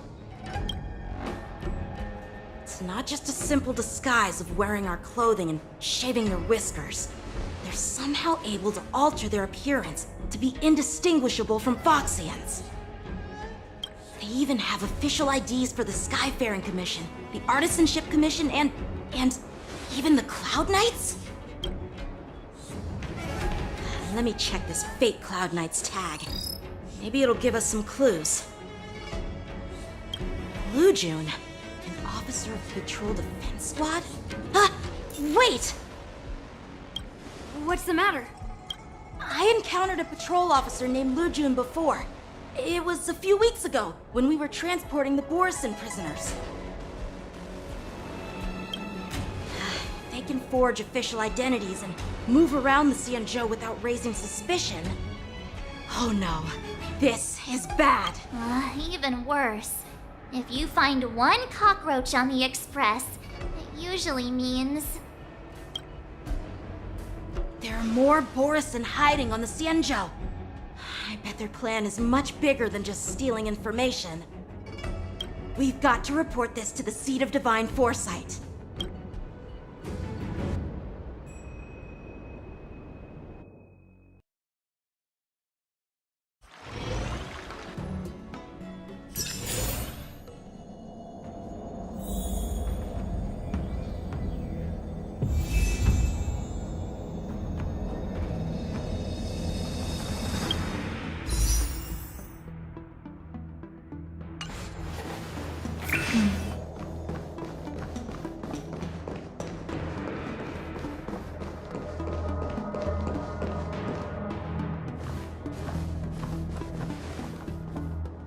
I am glad to finally meet you in person, guests from the Astral Express. I'm Fei Xiao, the General of the Xianzhou Yaoqing. Let me introduce our guest to you. The one dressed in green. He's the reincarnation of Imbibitor Lune, and the person behind him is the newest member of the crew. I've heard a lot about you. Outside the reports from the Law Fu, the Skyfaring Commission of the Yaoqing has also gathered plenty of information about both of you. I've been eager to meet you face to face for reasons that I'm sure General Jing Yuan has explained, right?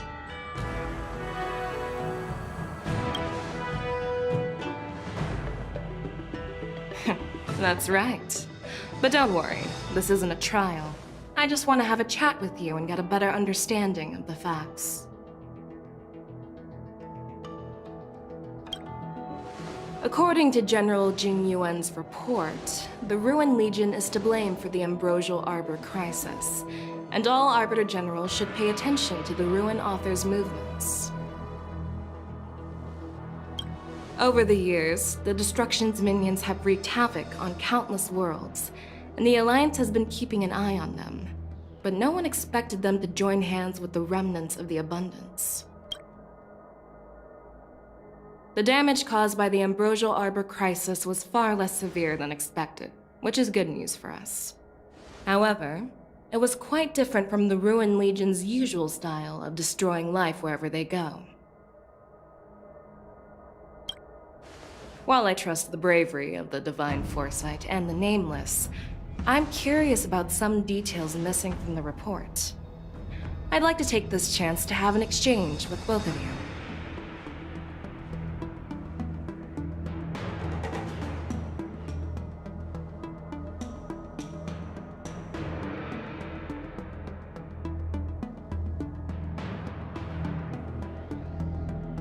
Let me be clear. The questions I'll ask might not reflect my actual thoughts.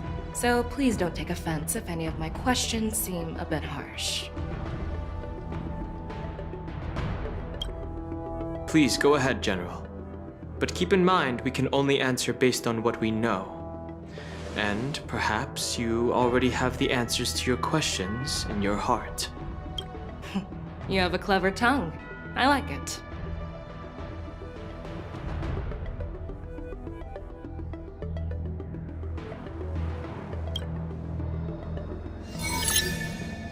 The Merlin's claw is quite articulate. Right now, her intentions are unknown, and Jingyuan wants us to be honest. Maybe I'll just stick to the facts we know.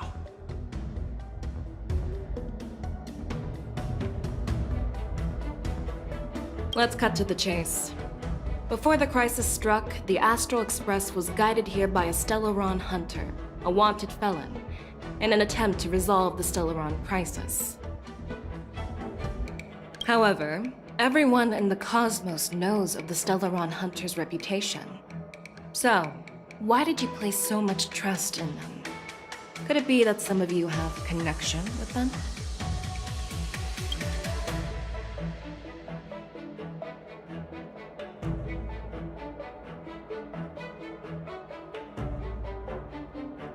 You know what? Maybe I do have a connection with Stellaron hunters.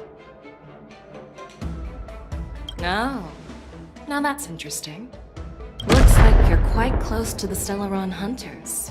However, I must warn you that they are wanted felons. While I appreciate your honesty, being honest about this topic might make you look suspicious to some, you know? Let's move on to the next question.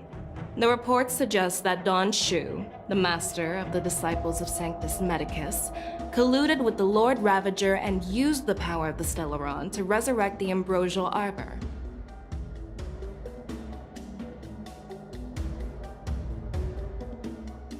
But here's the thing. Don Shu was just a chief alchemist. Even if she colluded with our enemies and summoned the Stellaron, how did she manage to bypass the Videodara guards around the Ambrosial Arbor?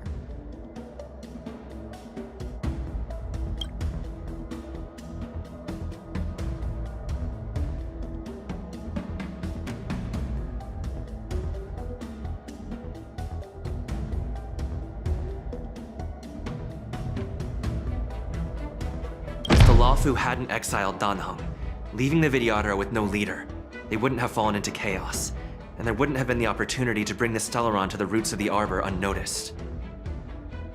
Invigilator Lune was exiled due to his own crimes. Now, Danheng, as his reincarnation, is free from his sins. However, why did he risk— I was concerned about the safety. But he returned. According to the report, Lord Ravager, she disguised herself as an amica—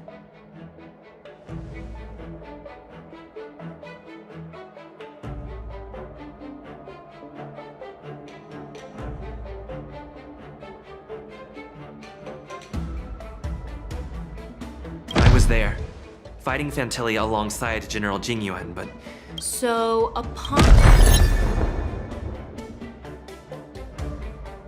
Well, it appears that you are still unable to give explanations for several details about how the Nameless got involved in the Ambrosial Arbor crisis. Generals, I am finished with my question. So, what do you think, General Fei Shao? Have the doubts in the report been cleared up? The two Nameless have been honest in their answers. Even though there are some tricky details, my intuition tells me there is nothing wrong.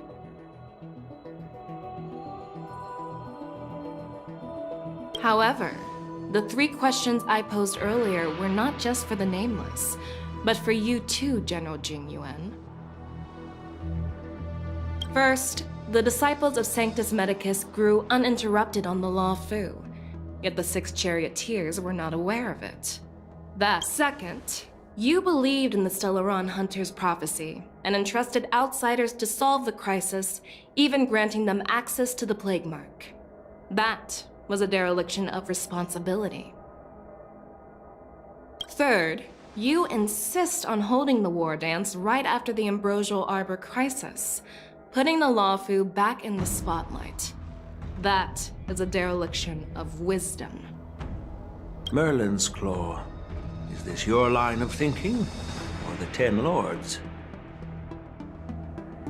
From the moment I walked in, I made it clear that the questions I'd ask might not reflect my actual thoughts. The disciples of Sanctus Medicus were deeply rooted and had been plotting for a long time. I admit it was my negligence for not noticing it earlier. As for the Stellaron Hunter's prophecy, I didn't believe all of it. But in the end, the Law Fu did survive the Ambrosial Arbor crisis. So, I think it's safe to say that Elio's prophecy about the future holds some merit. And as for the war dance, do you think I'm unaware of the risks? However, risks can also be opportunities. The Law Fu has lain low for too long. I believe it's time to stir up the dregs hidden in the depths and wash them away once and for all.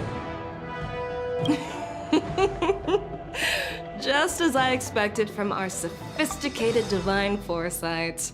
You have a way with words. I like it.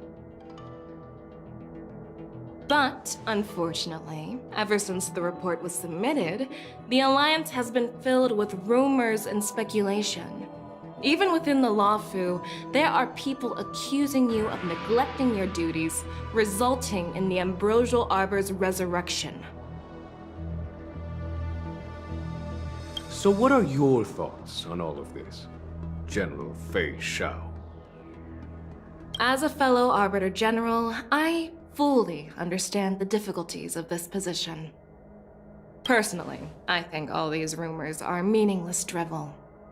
Across the sea of stars, the divine foresight knows better than anyone else what happened on the Law Fu and the meaning behind it. Just as what happened on the Xianzhou Yaoqing recently.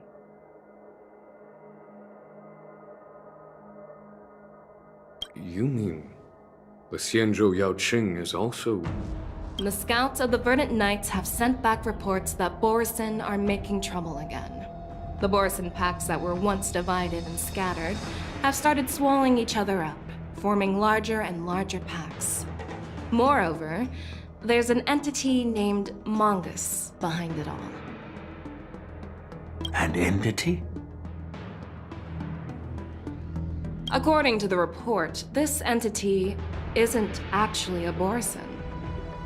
It's a woman claiming to be the messenger of the Master of Immortality. She's described as having 12 faces and 12 pairs of fangs, as cruel as poison and as elusive as quicksand. The Borisin believe she'll give them a chance to rise again.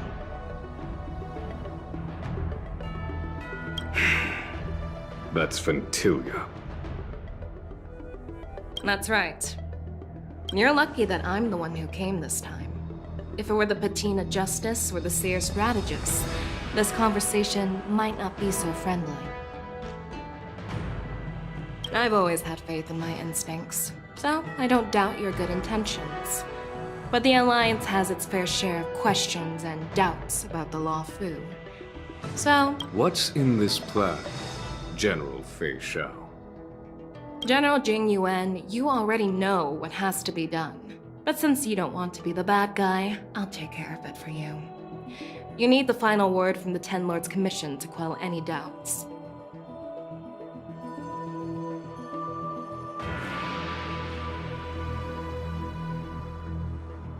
And for that, I'll have to ask the two Nameless to visit the Shackling Prison.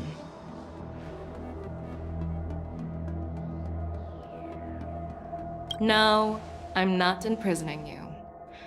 While you're there, I'll ask a judge in the Ten Lords Commission's Interrogation Division to record a detailed testimony with the karmic mirror from both of you. We'll fill in the gaps that weren't covered in the report and silence any protests within the Alliance.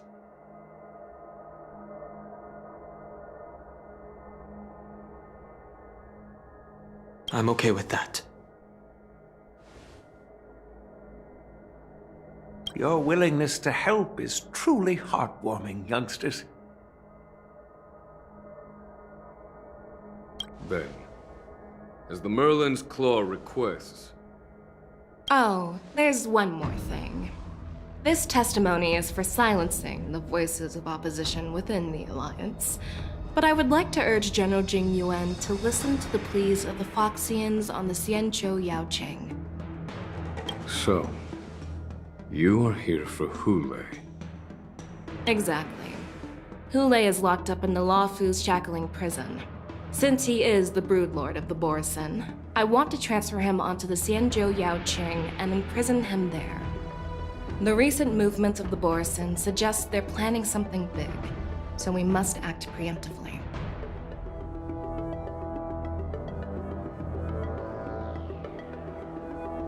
It makes sense to have the Foxians keep an eye on their arch-nemesis.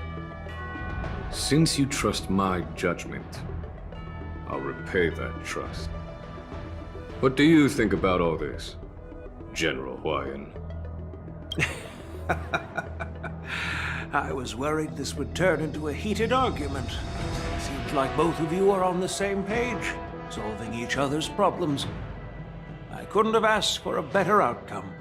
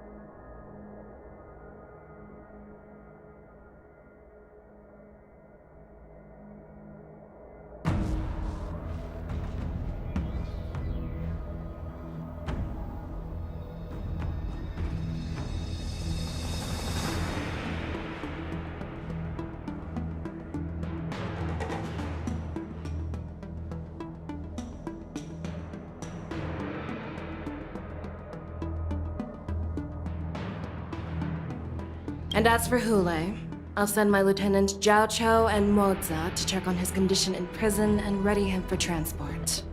If there are no more questions, shall we get this started?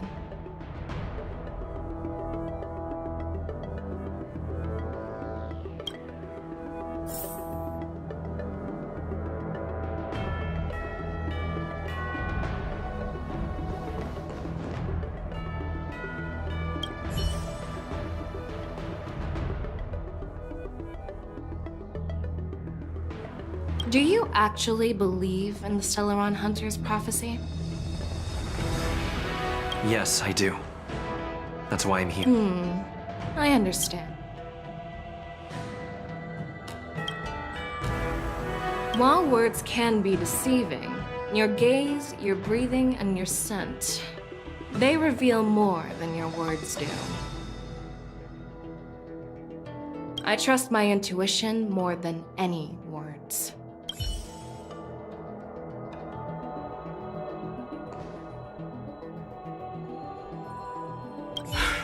I'm really sorry about all this. But the testimony in the shackling prison won't take up much of your time. I'll call for a messenger to take you to the interrogation division. You just need to give your testimony, and then you can head back. As you wish, General.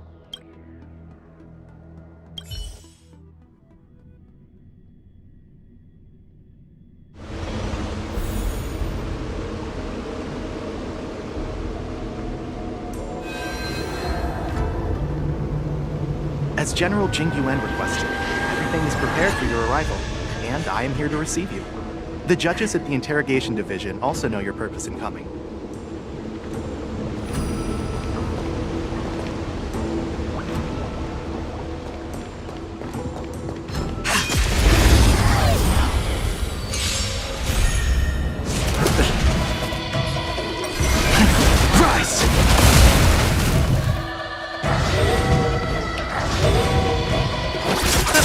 Your end approaches.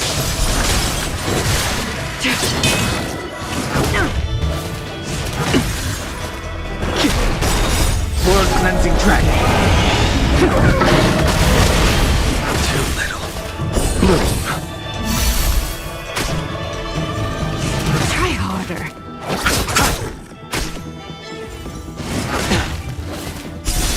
Failed to set you.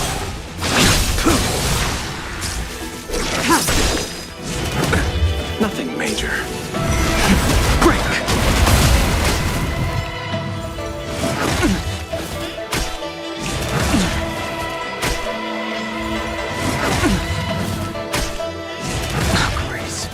Receive divinity.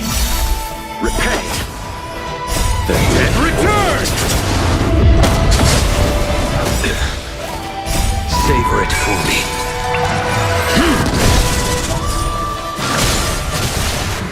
Failed to set you.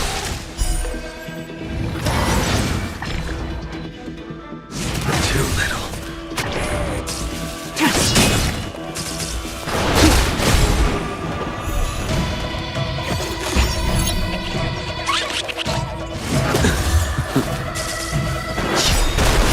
World cleansing dragon.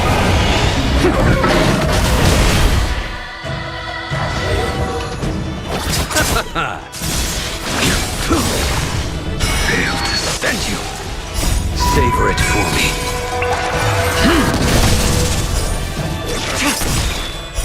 Blade of moonlight. In lunar flame.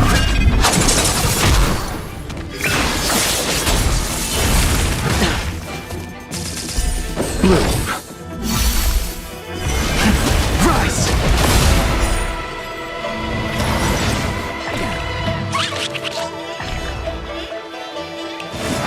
Grace. The fight is set.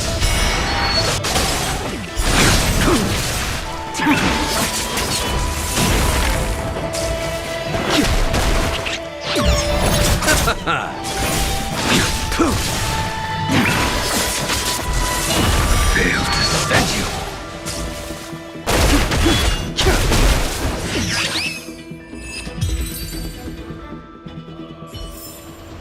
Do not concern yourself with the outcome.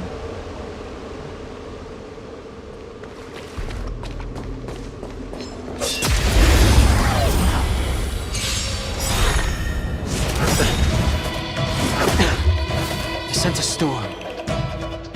The dead return! World cleansing dragon.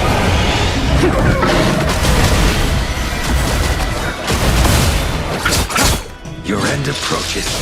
Receive divinity. Repay.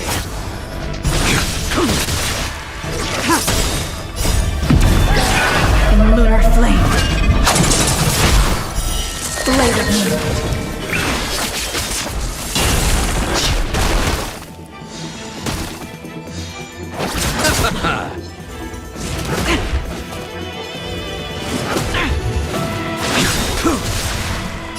Savor it for me.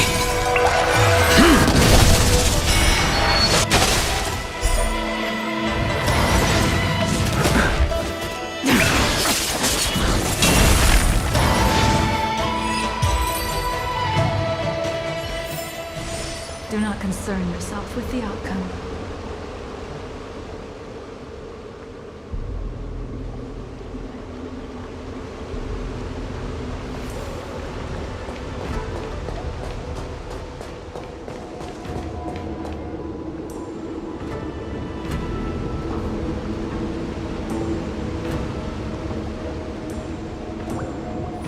As General Jing Yuan requested, everything is prepared for your arrival, and I am here to receive you.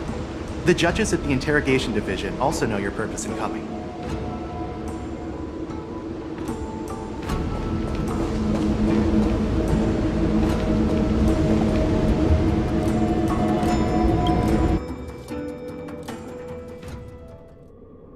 The shackling prison.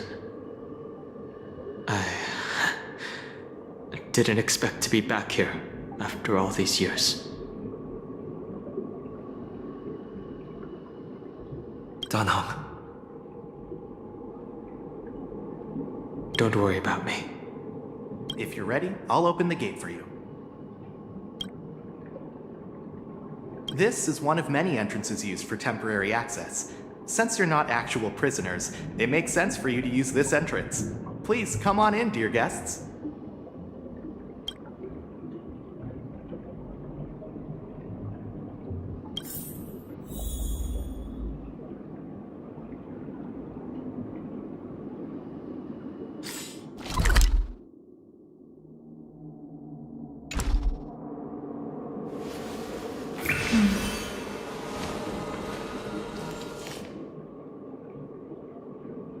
If you're ready, I'll open the gate for you.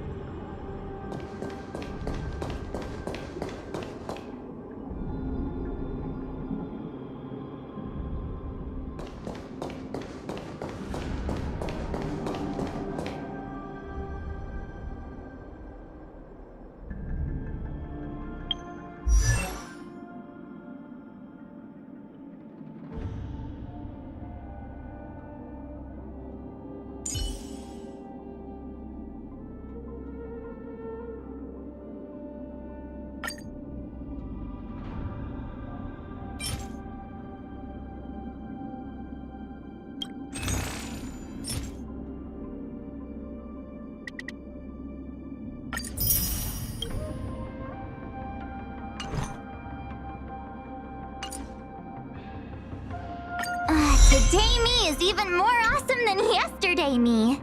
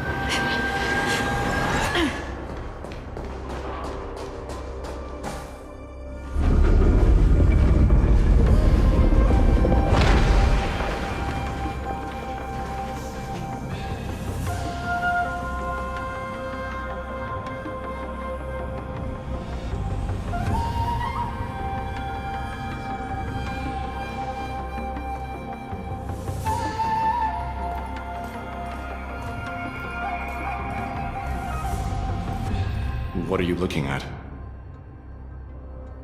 The shackling prison on the Luofu is completely different from the one on the Yaoqing. Whether it's in the clouds or underwater, breaking free would still be a piece of cake for me.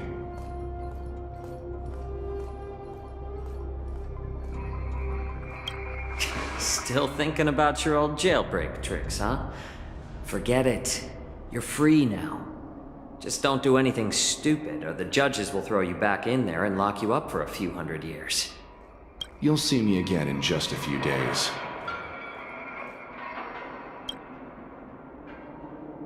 Taking Hule back to the Yaoqing means a lot to the Foxians on the ship, and to the General herself. So stay alert.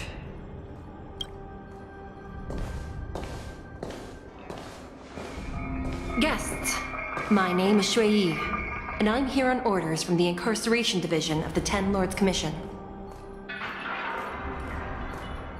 We're Jiao Cho and Moza. General Fei Xiao sent us to extradite the Borisin criminal Hu Lei to the Yaoqing.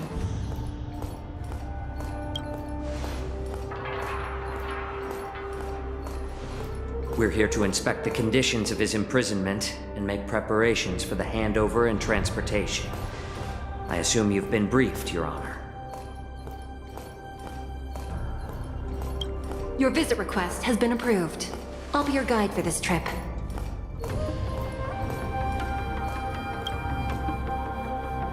Prisoner Hu Lei, the warhead and brood lord of the Borisin abominations of abundance and the arch-nemesis of the Foxians, is responsible for 2,123 wars of aggression and countless associated crimes. Due to his heinous acts, he has been imprisoned in the depths of the Shackling Prison and subjected to the punishment of the Forest of Swords until the end of time. He shall never be pardoned. No need to repeat his crimes and sentence, Your Honor. He is the greatest enemy of us Foxians. The stories of his atrocities are used to terrify— When it comes to visiting criminals, there are rules in place to ensure your safety.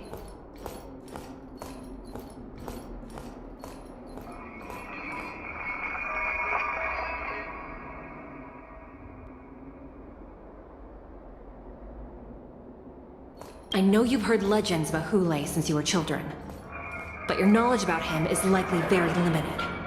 Only the judges of the Ten Lords Commission truly know what kind of abomination is locked up at the bottom of the Shackling Prison. It has been centuries since Jing Liu, the former sword champion of the Luofu, captured Hu Lei. And during all those years, we never provided him with any food. Yet he somehow managed to stay alive. It defies all the documented physical characteristics of the Borisin. The Forest of Swords, forged by the Punishment Division, is a device of intense torment, used to execute sinful abominations.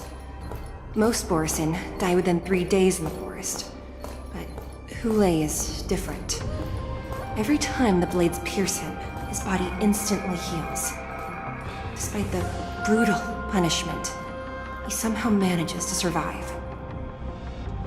The complex rules are there because of his abnormal characteristics. Do you understand now? I apologize for any offense caused. Please continue, Your Honor. I've given you the instructions regarding Hu Lei's visitation. Please make sure you read them carefully.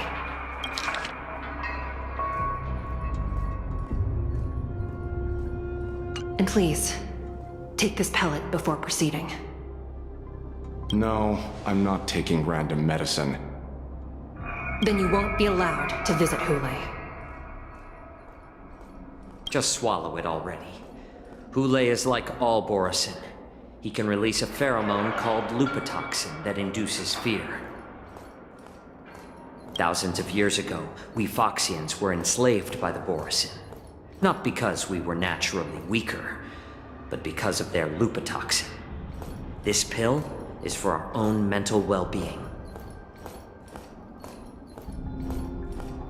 I understand. I knew you were a reasonable person. Now that we've taken the medicine, let's proceed.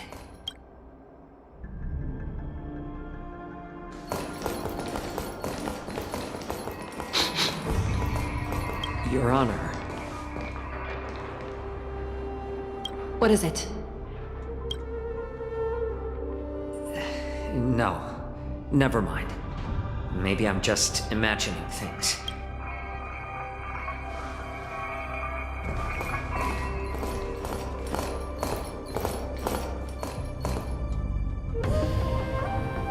Here we are. Her Honor hasn't arrived yet. Please wait a moment.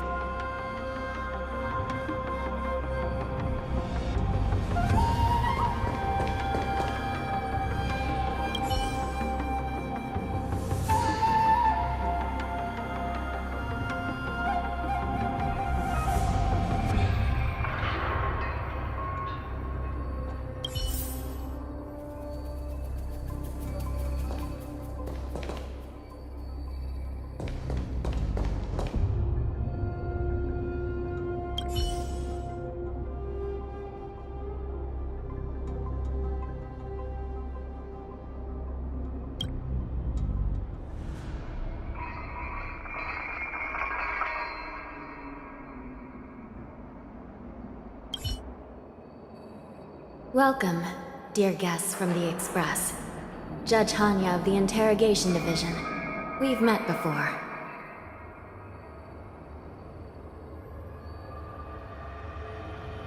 As one of the judges from the Interrogation Division, I'll be recording your testimony today. Please allow me to express my gratitude to you again for subduing the demons in the Fixtral Garden.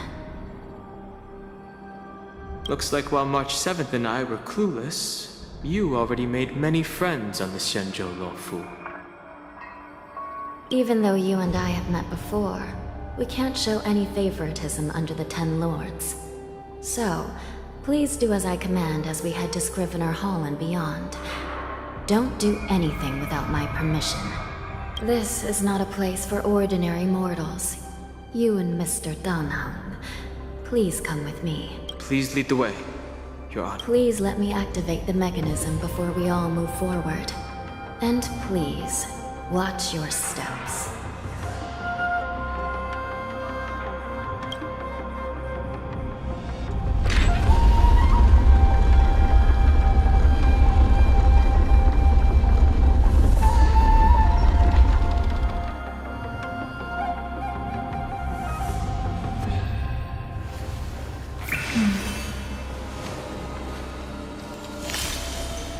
Danger.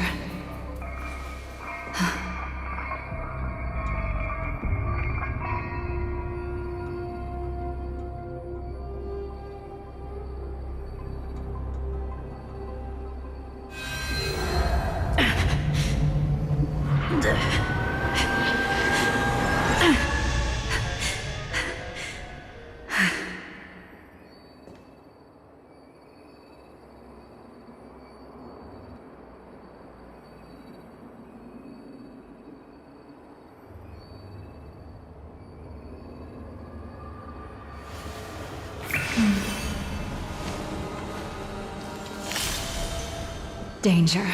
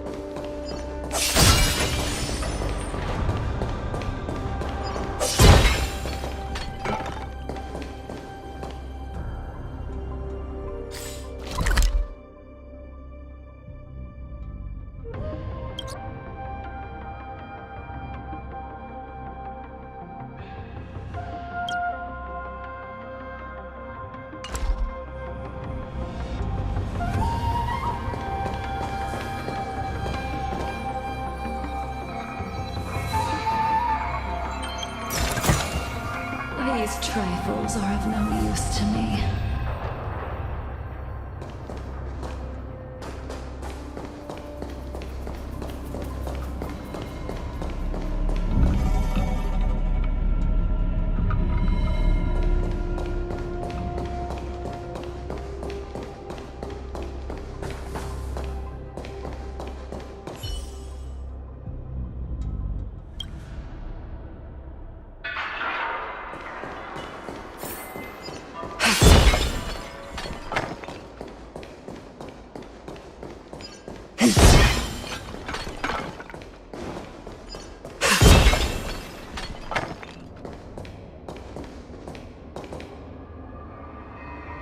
I heard the war dance is about to be held in the mortal world.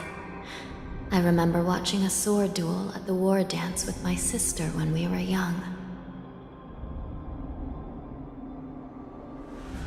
The Cloud Knight, who was the Luofu's ringmaster, was an amazing swordsman, and their sword flashed like lightning.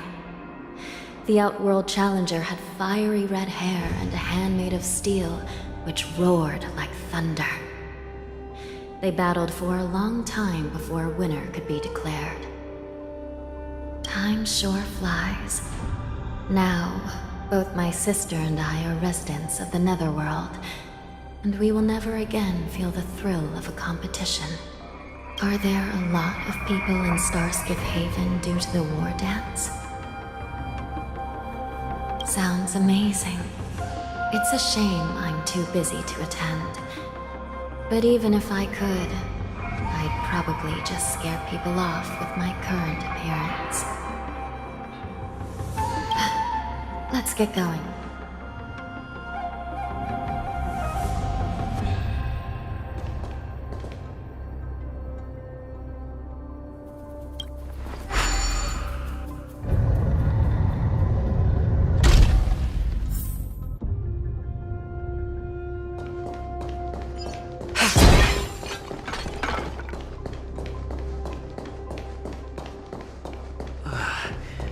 Freezing.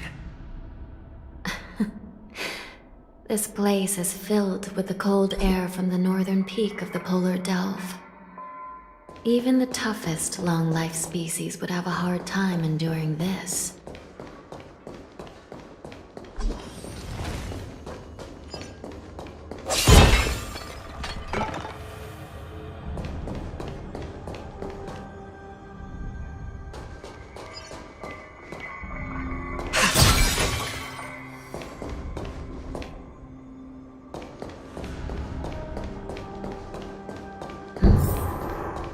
Something just now?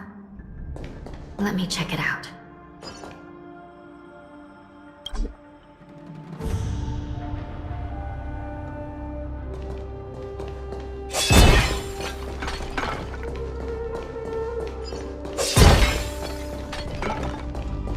Ugh, what an eyesore. This place is packed with boxes and crates.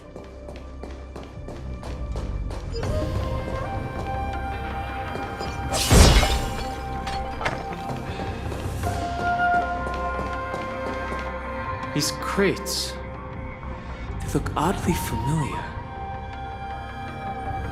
A few days ago, the Spiritfarers received reports about an IPC transport ship that was attacked by Borison. Then, a bunch of those abominations were dumped into this place. I had a feeling there would be trouble during the war dance, but throwing both the pirates and the cargo in jail? That's a new one. I heard the Intelligentsia Guild crafted something dangerous. We have many records in the Hall of Karma about these wise ones. They love to tinker with forbidden technologies, always trying to push the limits of Ingenia. I caught a glimpse of the mechs in those crates, and they bear a striking resemblance to Borison. I wonder what they're planning this time. Well, business first. Let's keep...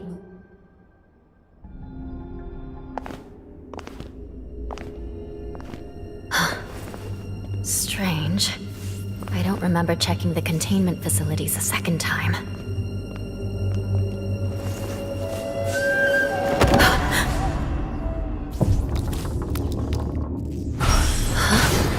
Watch out!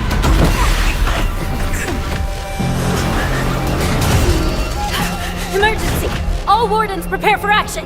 Emergency! All wardens prepare for action!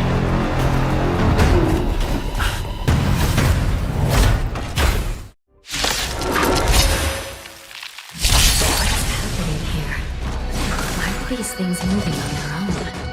Something's wrong. The guards aren't responding.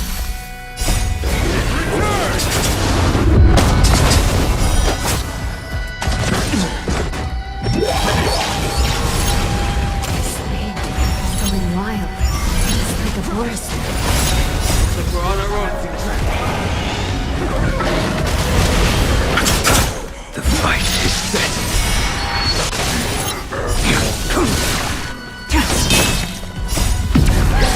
In lunar flame.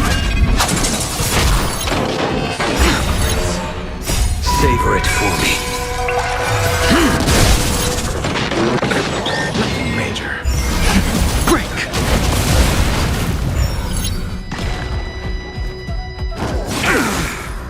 Failed to send you. The dead return!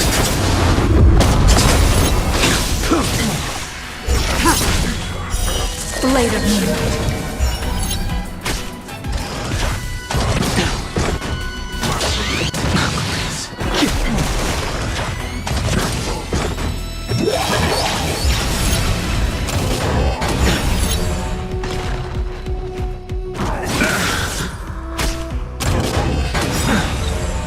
Bloom. World Cleansing Dragon. Receive divinity. Repay. The dead return! Failed to send you. Savor it for me.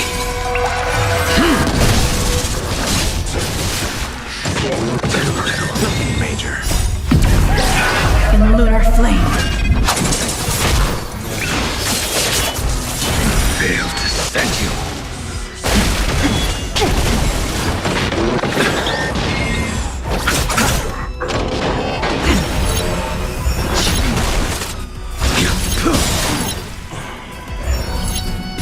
Savor it for me.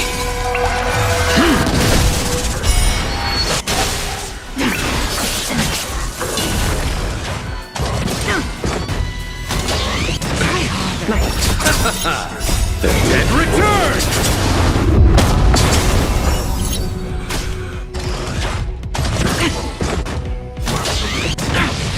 Bloom.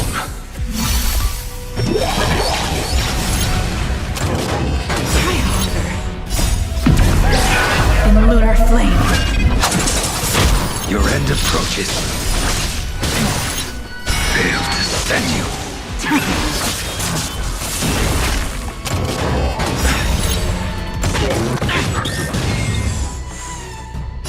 World Cleansing Dragon.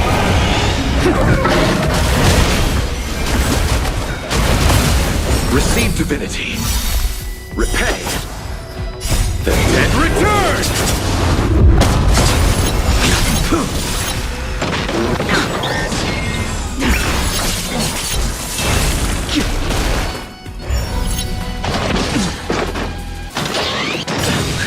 Failed to send you. Savor it for me.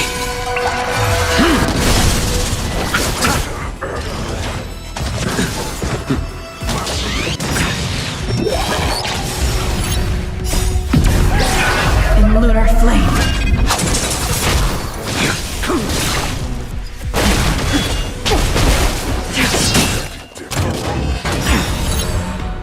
World Cleansing Dragon.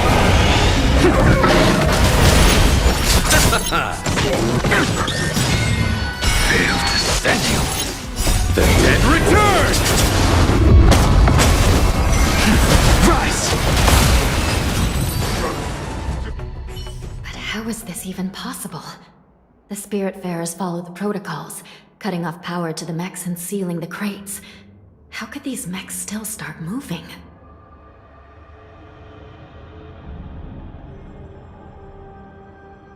It's just like what happened in the Artisanship Commission before.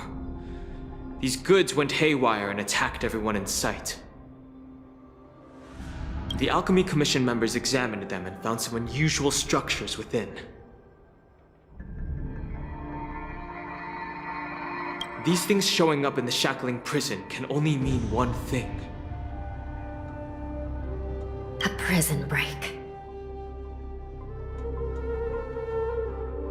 And whoever delivered these goods clearly wanted them to go through the Xianzhou's strict inspection process to show the Skyfaring Commission and Cloud Knights how dangerous they were. They wanted these mechs to end up right here, in the shackling prison. If these things already started taking action while nobody was paying attention, then the whole prison is in trouble, I'm afraid. And to make things worse, another group of visitors just entered the depths of the shackling prison, the messengers from the Xianzhou Yaoqing. And the prisoner they came to visit might be the target whom these wolf-shaped mechs were delivered here for. If that vicious beast manages to break free, it will be a catastrophe for the Xianzhou Luofu.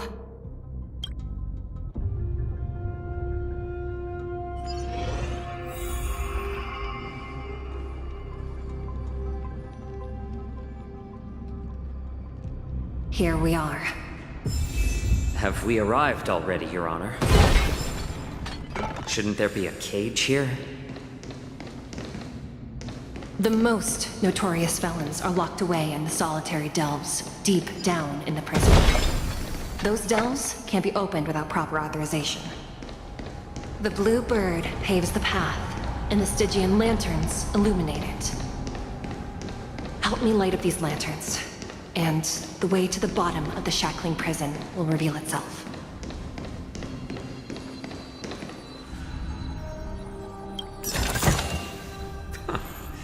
Why keep such good things so hidden?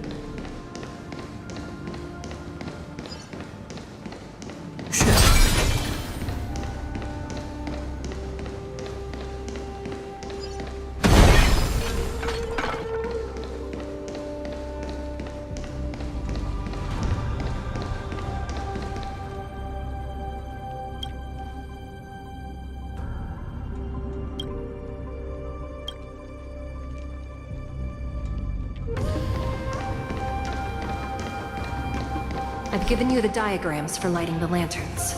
Please take a look.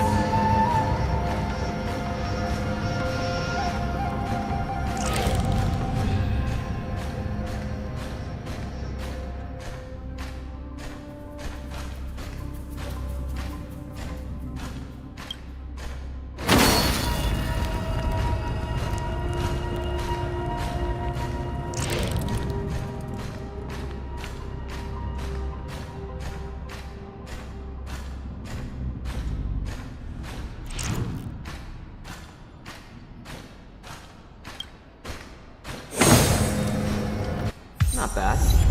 It could even use some more intensity.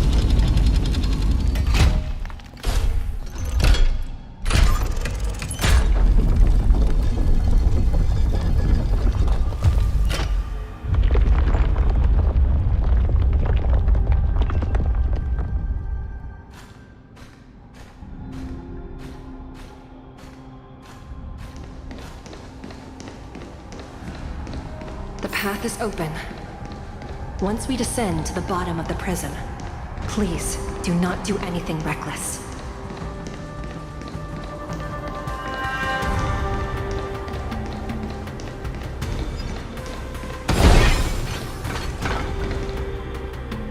Inside the delve behind this door is the greatest enemy of the Foxians, Hule.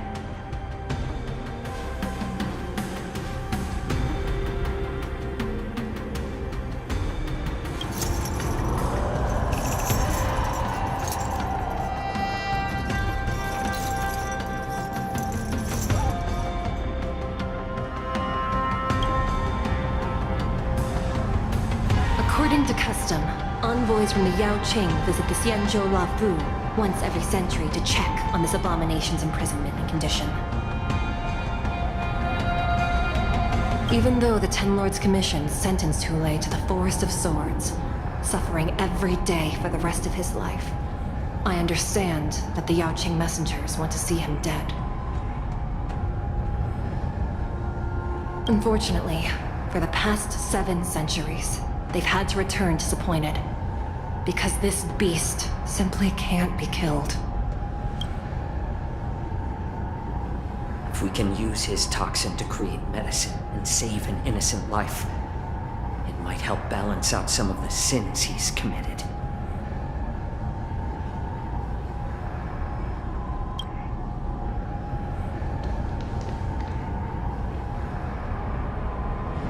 Could you be the key to a cure for the General?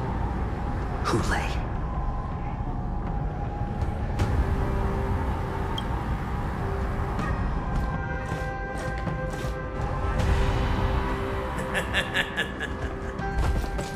And once again, the envoys of the Yao Qing will leave disappointed. However, I won't say the same for me and my brothers. Who's there? I'm just a humble counselor of the Rhino Hound Pack. You can call me Mock Talk. Wardens, intruders on the lowest level. Send reinforcements. Nobody will hear you here, at the bottom of the shackling prison. Thank you for opening up the prison for us, Your Honor. We'll take it from here. No wonder I kept smelling that familiar stench. So it wasn't just my imagination. Do your thing, Morza. We mustn't let these abominations get any closer! Detestable things. There are too many of them. Once we were inside the shackled prison, we found soldiers of very different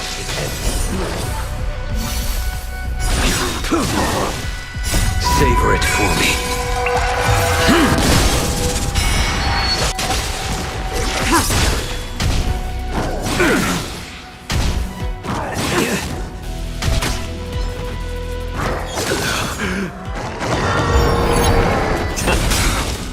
Since you're already here, why not have a meal before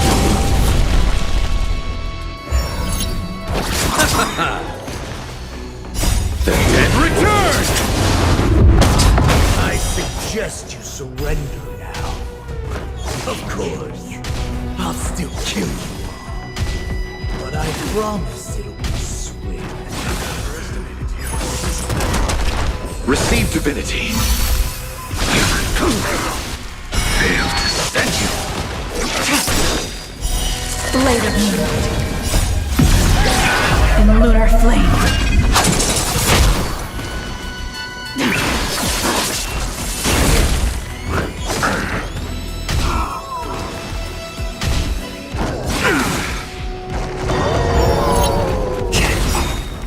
Since you're already here, why not have a meal before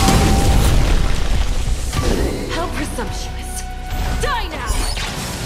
Leave if you can, Mosa. It's not time yet. Failed to set you. Savor it for me.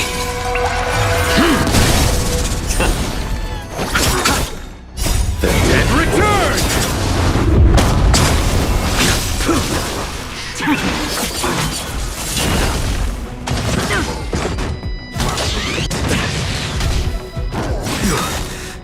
Bloom. In lunar flame. Since you're already here, why not have a meal before the meal?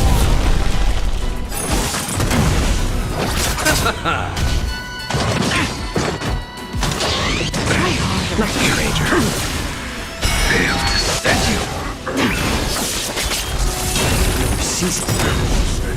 Since you're already here, why not have a meal before the meal? Receive divinity. Repay. The dead return!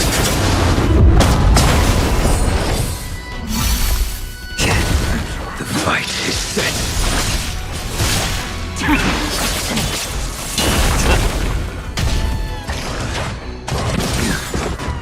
Failed to set you. Savor it for me.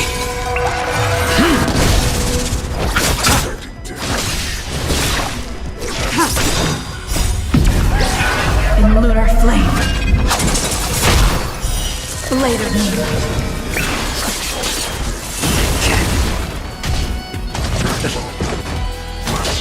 Try harder. Since you're already here, why not have a meal before the meal? The dead return! Failed to set you. What more should Guard the gate! They can't be allowed in!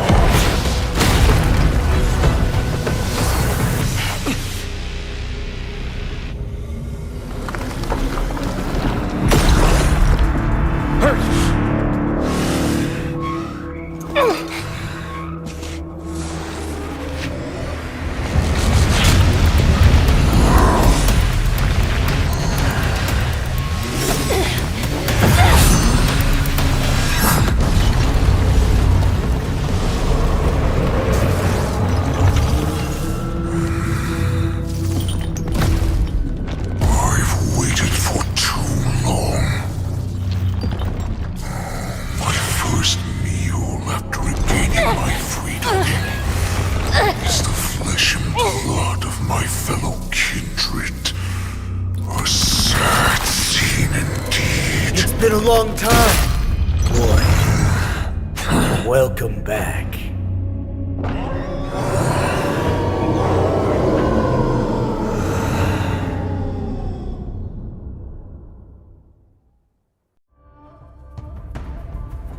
How many times has the old verdant home spun around since our last hunt?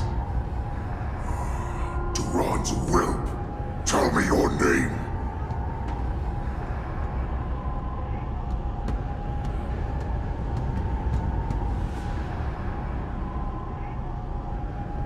Oh, great Hule, nemesis of the Foxians, and the hunter of all beings.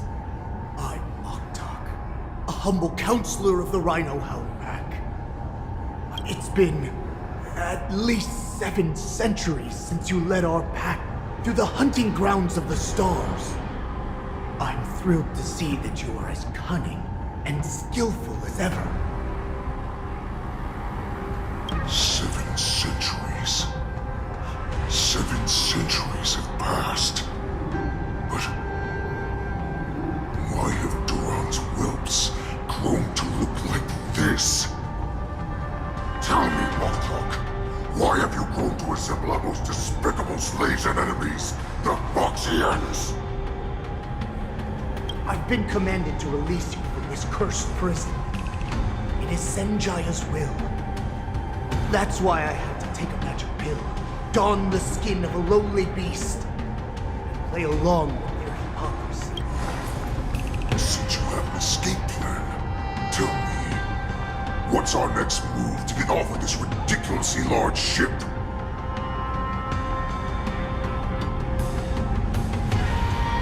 My brothers and I will lock down this prison, trapping the prison guards inside. This will buy us some time. The rest of my crew, who are undercover like me, will secure the vessels for our escape. According to the plan, we only have a tight 2-hour window to get out of here. Originally, I intended to carry out the plan tomorrow, but they're planning to transfer you to the Xianzhou Yaoqing now. So I seized this opportunity to set you free. What a reckless plan, you idiot! Even if we manage to get the ships, our chances of escaping are slimmer than a foxhead slipping through my claws! But we have no other choice. The angel serving under the Master of Immortality sent me with a message. Only your return will end the prolonged divisions among the Borisin. Every one of my crew is ready to lay down their lives if it means setting you free.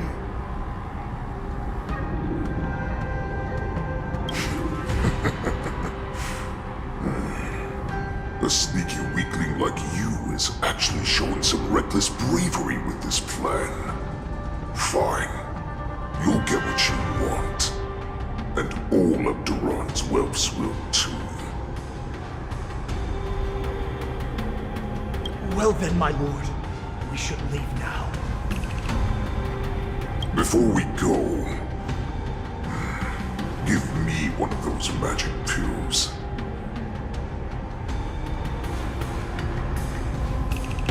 My lord, you seriously want to don the skin of a lowly beast? That would be a disgrace to your greatness, my lord. You idiot. Greatness means nothing without freedom. Once I get out, I'll need a disguise that won't raise any suspicion. As you wish, my lord.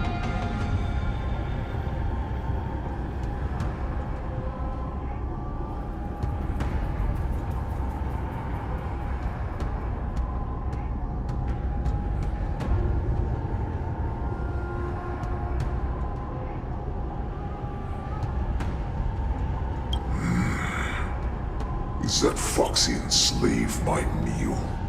No, he's an envoy from the Xianzhou Yaoqing. I plead you to endure him a bit, my lord, as he's more valuable as a hostage. Take him, guys! Time to move!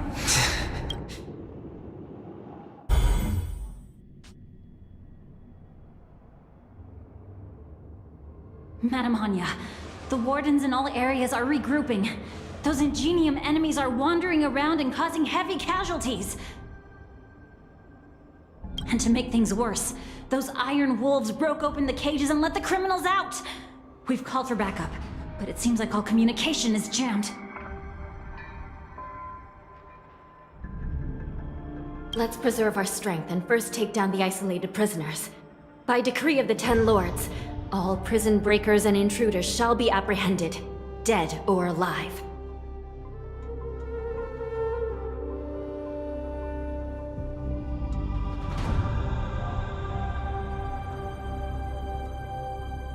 Just a short time ago, the nether key mechanism was activated.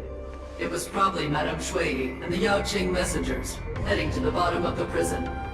Given the situation, I'm afraid that area is exactly where our enemies are targeting.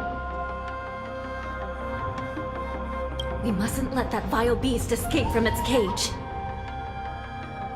We've gathered all the prison guards who can still fight, and we'll split up and secure each floor. Go! Those intruders are quite bold. They must have been planning this for quite a while. Indeed, but Borisin tend to favor direct and aggressive approaches. Crafting careful and precise plans like this is simply not their style. Let's focus on the current situation right now. Please help me.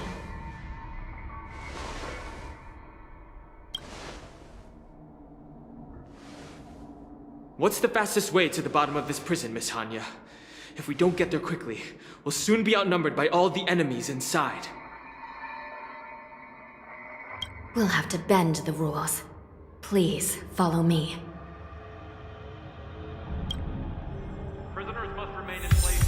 By decree of the Ten Lords, all prison breakers and intruders shall be apprehended, dead or alive. Yes, ma'am!